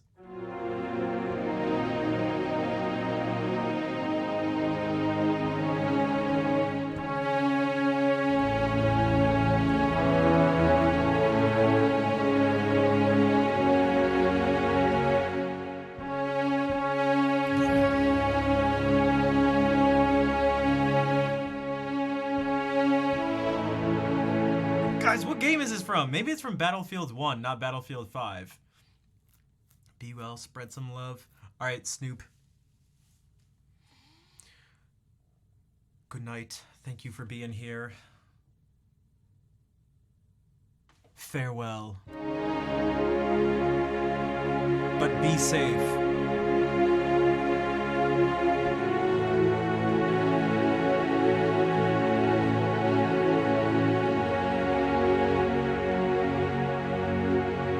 Courage in your journey into the night.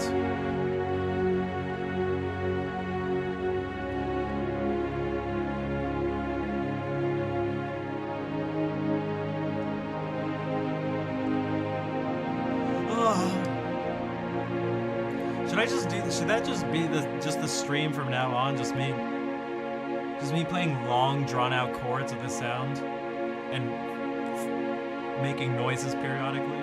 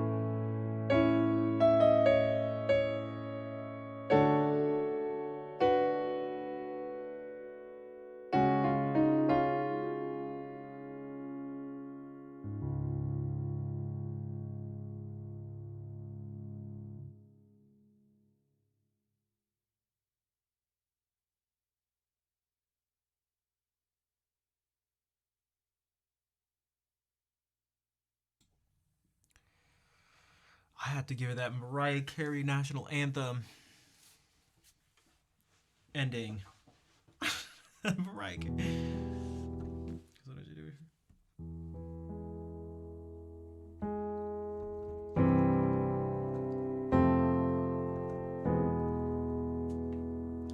Thanks for the claps. And Fair, thank you for giving a sub to Mint.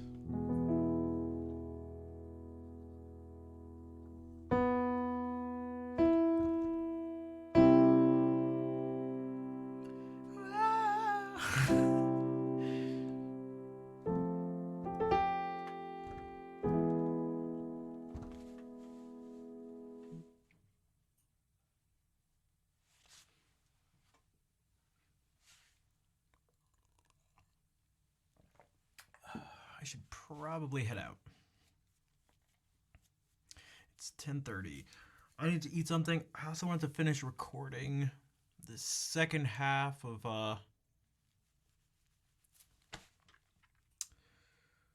the piece that 88-bit music is arranging.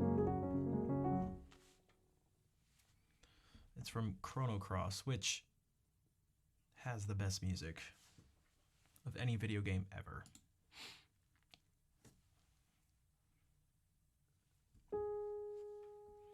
Because we're doing it like...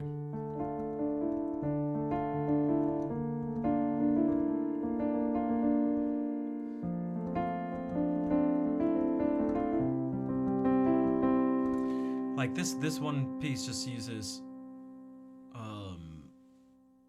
It just uses these 4 chords for a lot of it. Like,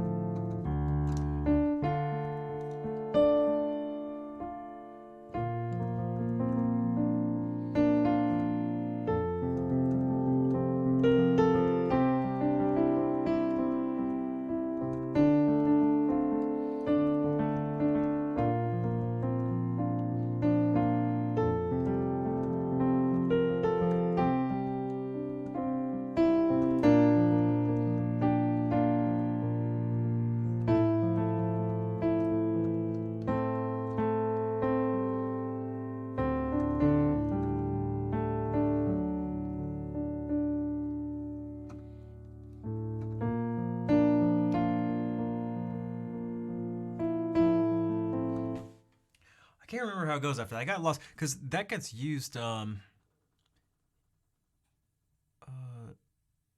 Mitsuda uses these themes that even existed in Chrono Trigger too.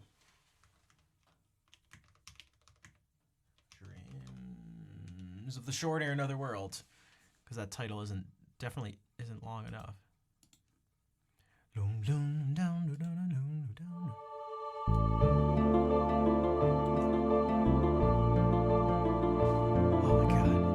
It's so magical. It's so. I feel like without even playing the game, I feel like it gives a pretty. Chrono Cross. This is Chrono Cross. Are you saying Chrono Cross is better than Chrono Trigger? I just love them both. There are a lot of Chrono Cross haters, actually. It's not a sequel. It's not a sequel.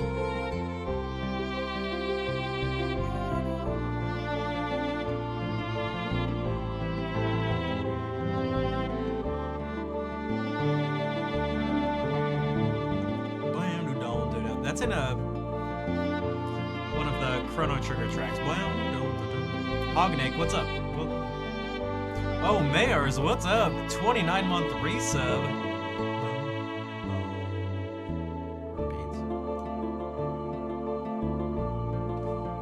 Damn it, this soundtrack is so good.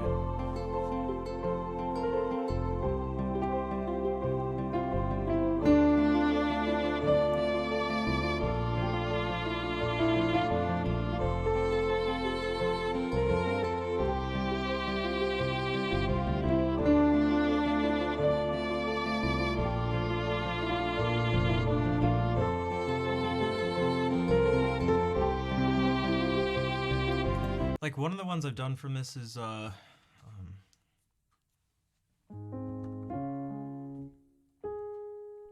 what chord progression are they using? I think we did this on one of the Joy of Music things. It's, if you want to call this, there's two ways you could think about it. It's not super clear. It's somewhat ambiguous. Give you the exact chords we're on are D minor, B flat, F, C.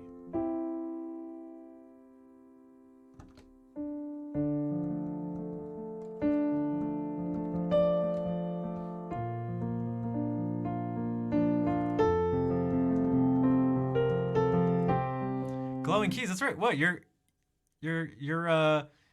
keyboard doesn't do this? This is just a top-down view. It's just a top-down view. What? Yeah, this isn't even a program. This is just. You just can't see it from this angle. Oh, it's weird. It's weird. It doesn't go. Yeah, over here it just shoots out. Keysight is super cool because you can do all sorts of stuff with it. You can customize it. So this is my really simple custom one where I just cared about the color of the notes, which is really good for demonstration purposes because I can go, if someone doesn't, if I want to explain just a song that has 4 chords and what you can do with it, it's like, oh, okay, pick these 3 notes, orange, red, purple, and just play stuff other orange, red, purple.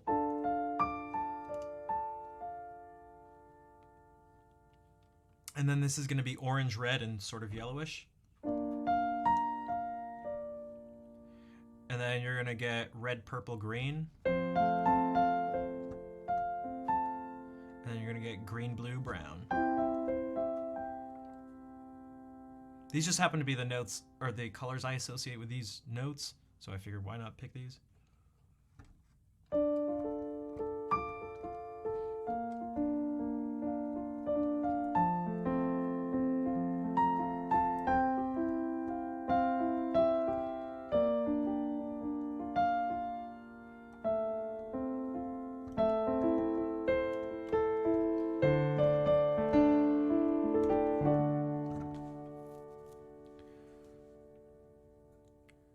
But there's a whole bunch of other presets.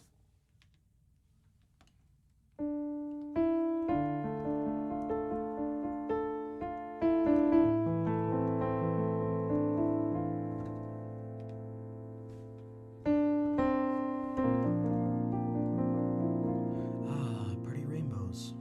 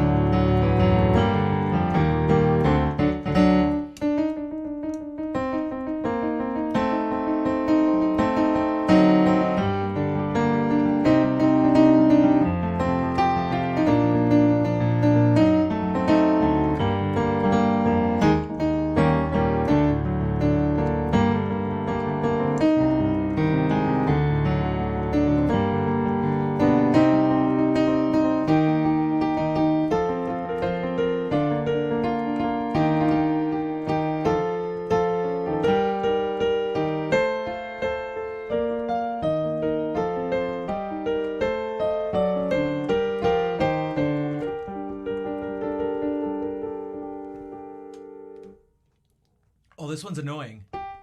Oh no, not this one. I feel like this is this not just like an 80s vibe thing? This is like,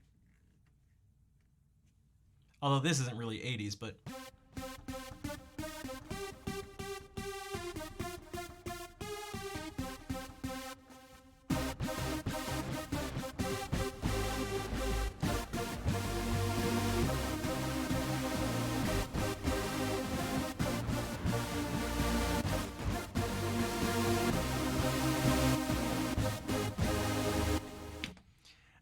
although I guess if it might as well just be this then, if that's gonna be the thing.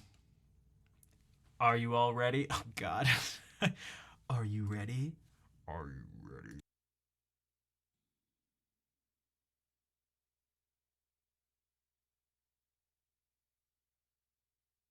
Time to press the crazy button. Ready?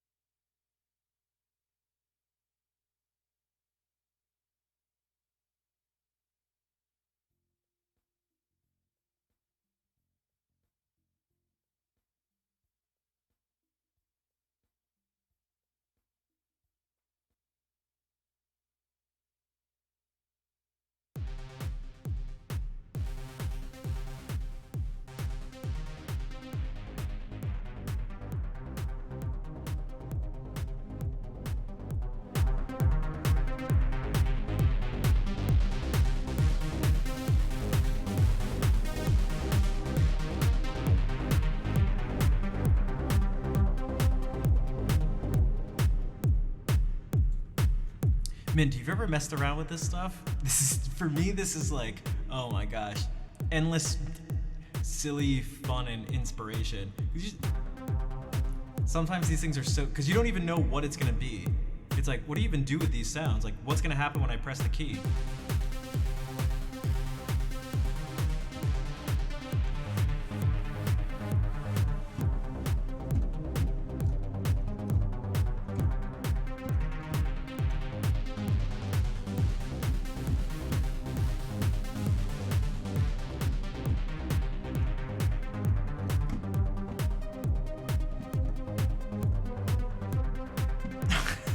Yeah, I love that. I love that. There's so much of this keyboard that like I don't use its full power and stuff. But man, press the perform button. Press that perform button, and your world will open up. You get to do this, and some of them have different things you can like go to. Like, let's see what this. Mode 2. Mode 3 was the original. The fourth one. Also, Izzy, what's up? Oh!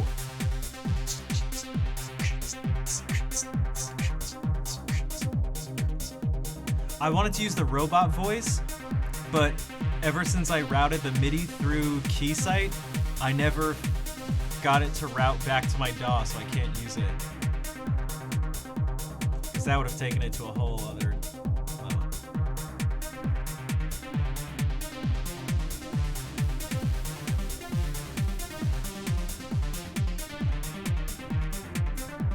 Keysight's kind of cool with this because you actually get to see what's actually creating the sound.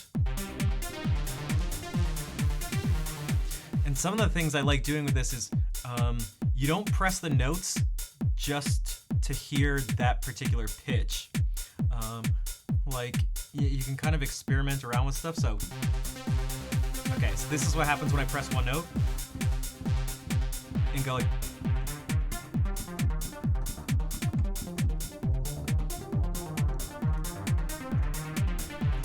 You get to see what I'm doing here and the sound that gets created.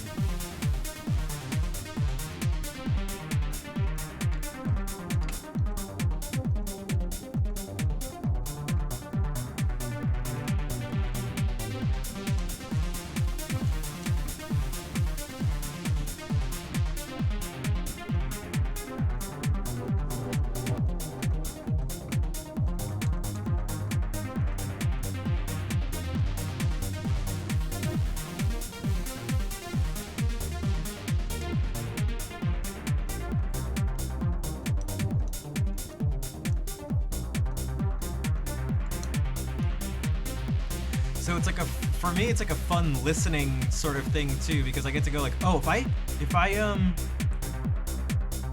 you set up so the notes come toward the keyboard? No, not yet, because that involves like a delay too of the actual stream.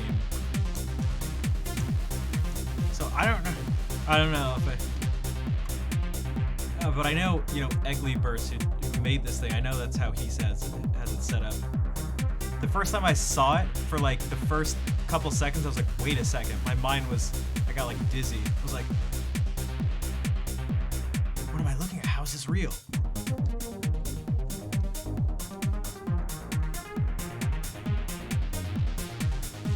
But for like the listening part of this, you can go like, if I move my fingers a certain way, how does it end up sounding?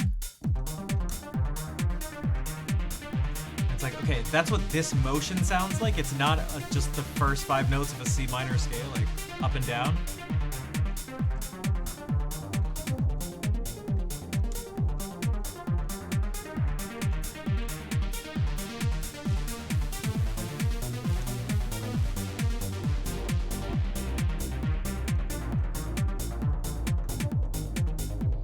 Three-second, yeah.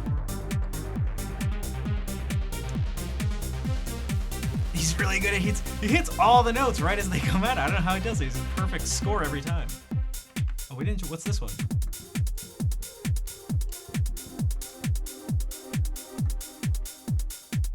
Yeah, this button's awesome.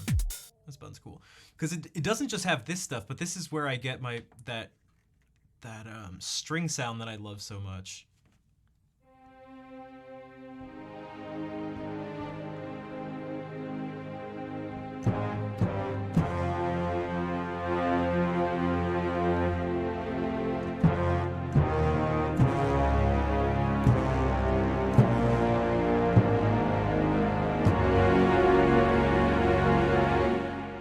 The trees are not real button. Yeah, exactly. It's just a magical button, just a magical button. And Good Noodle Mom, thanks for hanging out. Thank you for the hearts, the hearts ahead of time. Like Dreamscape.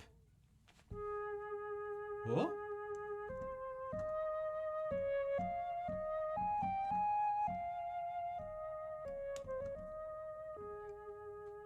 So you know, the other half of the keyboard is gonna do something.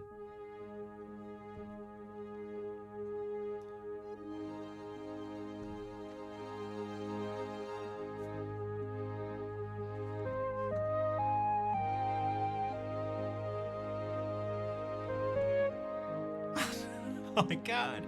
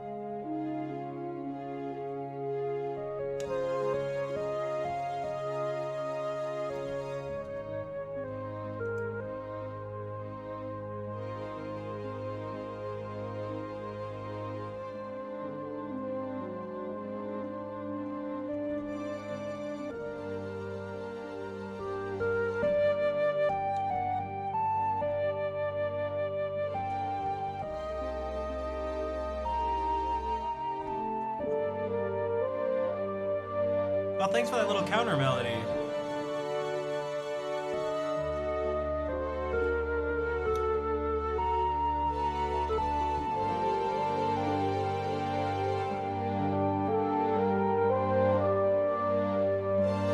Oh, you know what? You know what would have worked well with the fire thing? This.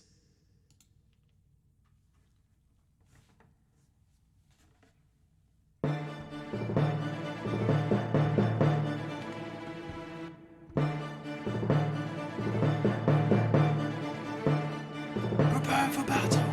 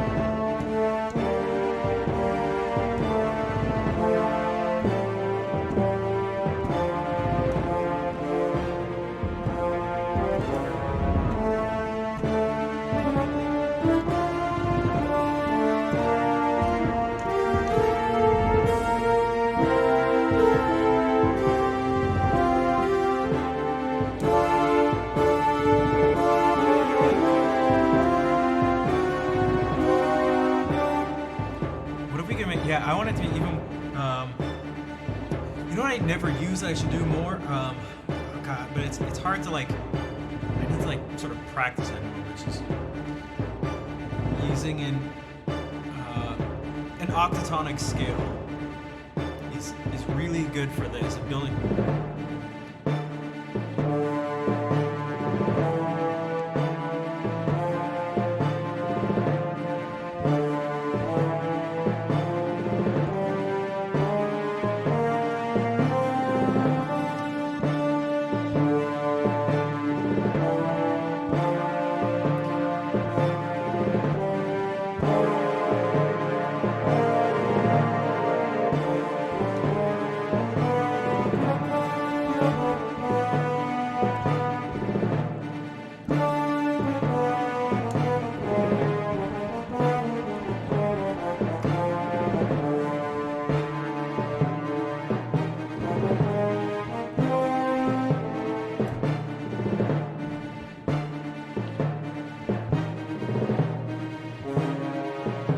It's also tough because, man, this is not the best time to do it.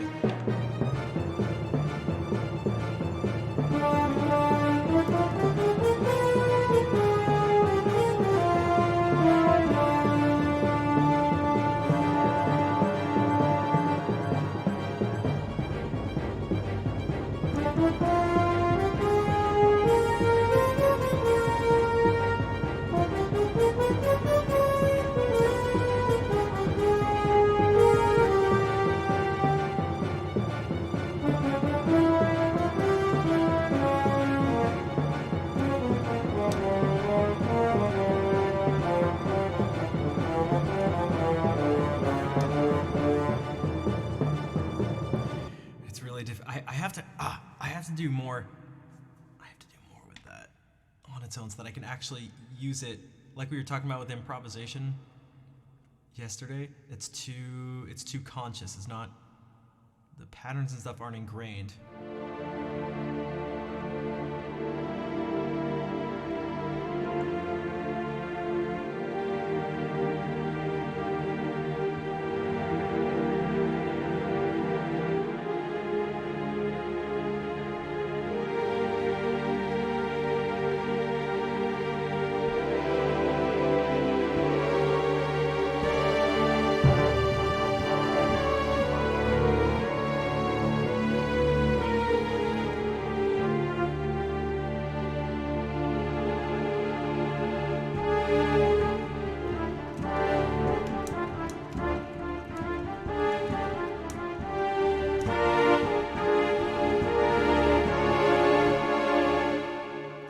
You get those cool chords naturally. You get,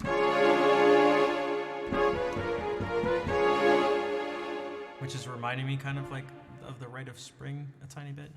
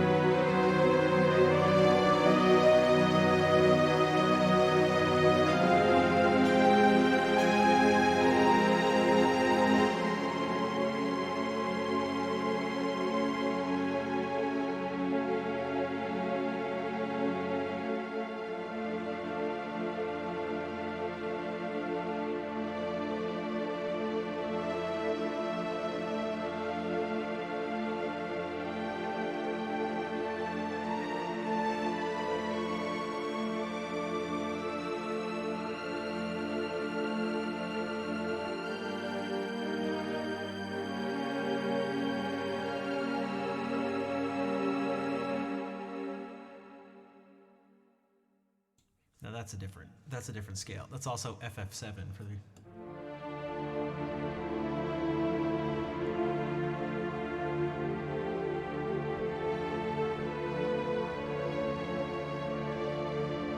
That's using D melodic minor. But where does it go after?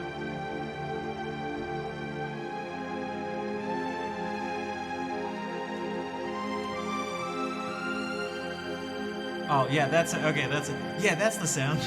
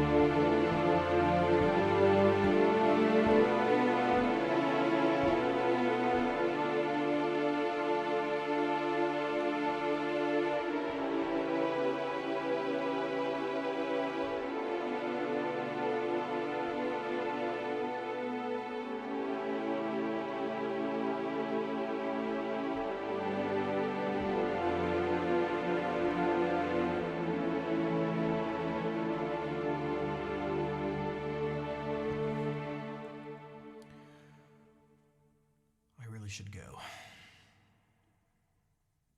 after this.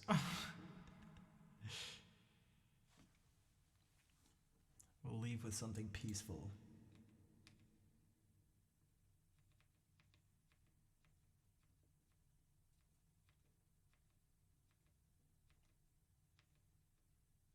Which one's this?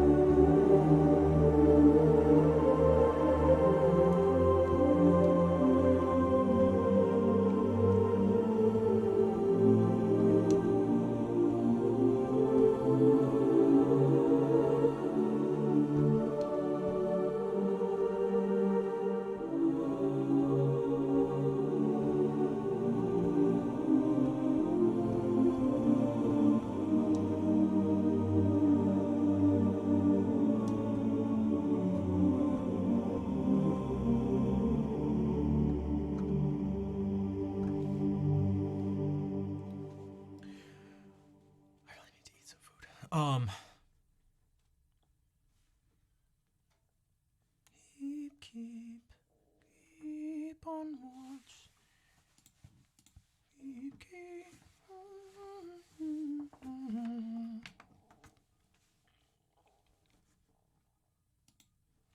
I'm going to play the ending song. Can you hear my stomach already?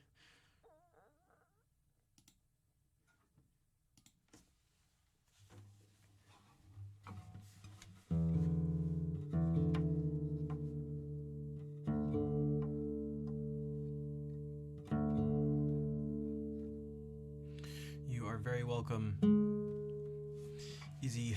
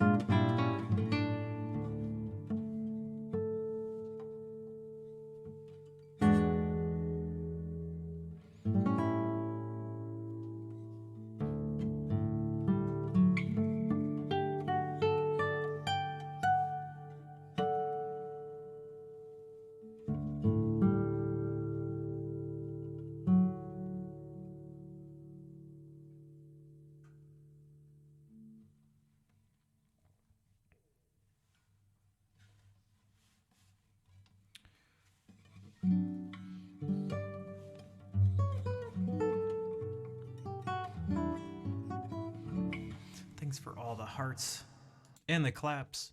And it's always nice having you here, Izzy.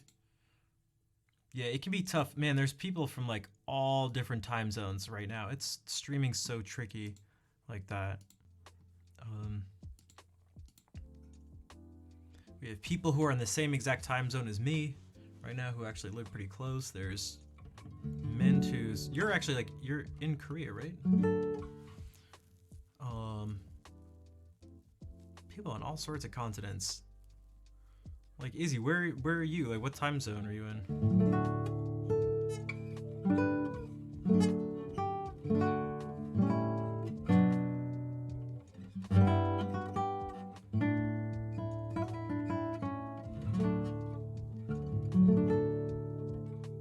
Unless you don't want to save it. Oh, you're in South Korea? Okay. Okay, interesting.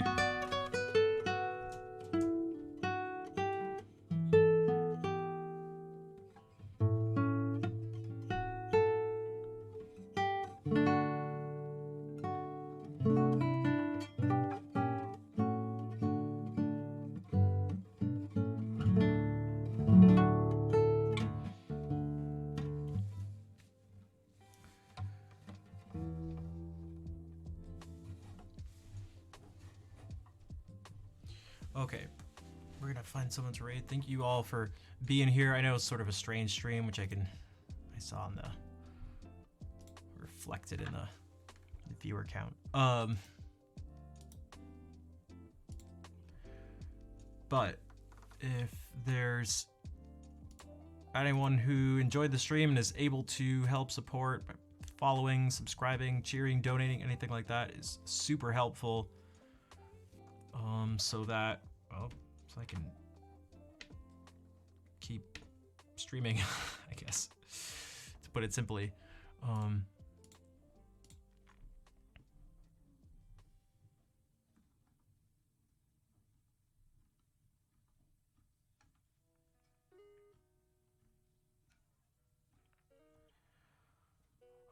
Let's see.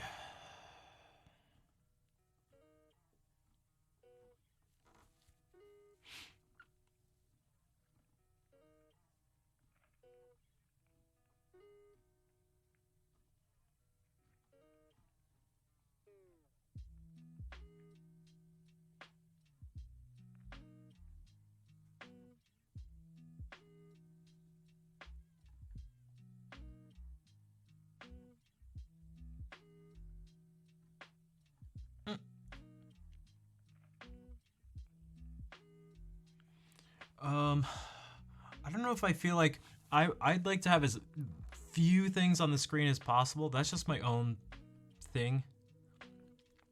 If you haven't noticed, if you notice this, it's just this tiny bar here. There's something about it, whether that's like a good decision or not or something. It's something, even though I'm not the one who like looks at the stream, you could say.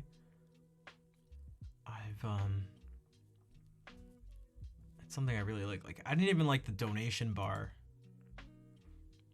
or any sort of command thing. It's just, I don't know what it is. I just like clean, simple, rustic, homey, fresh ingredients, simple menu.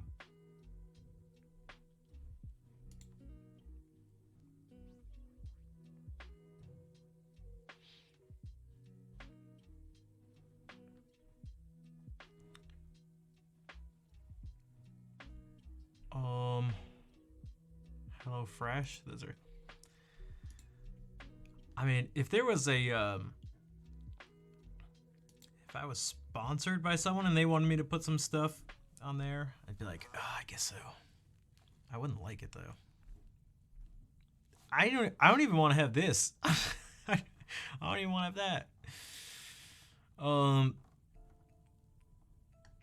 That's just me because I'm weird. I just do that for. Let's try. Black Horse. Is that Black Hole Sun really quickly? Wash away the rain. Black Hole Sun, won't you come? Won't you come?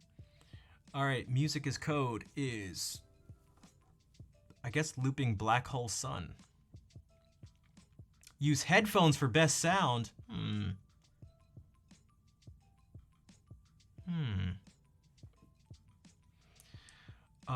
Yeah, copy those raid calls. I'll try to copy it too if I can.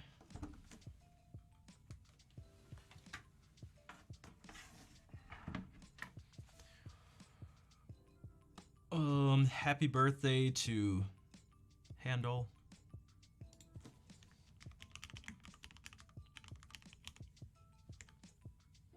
Thank you all for being here and helping celebrate with me. I'll be back Friday. I'm not exactly sure what we'll be doing. But yeah, it'll have some, I'm sure it'll have some music.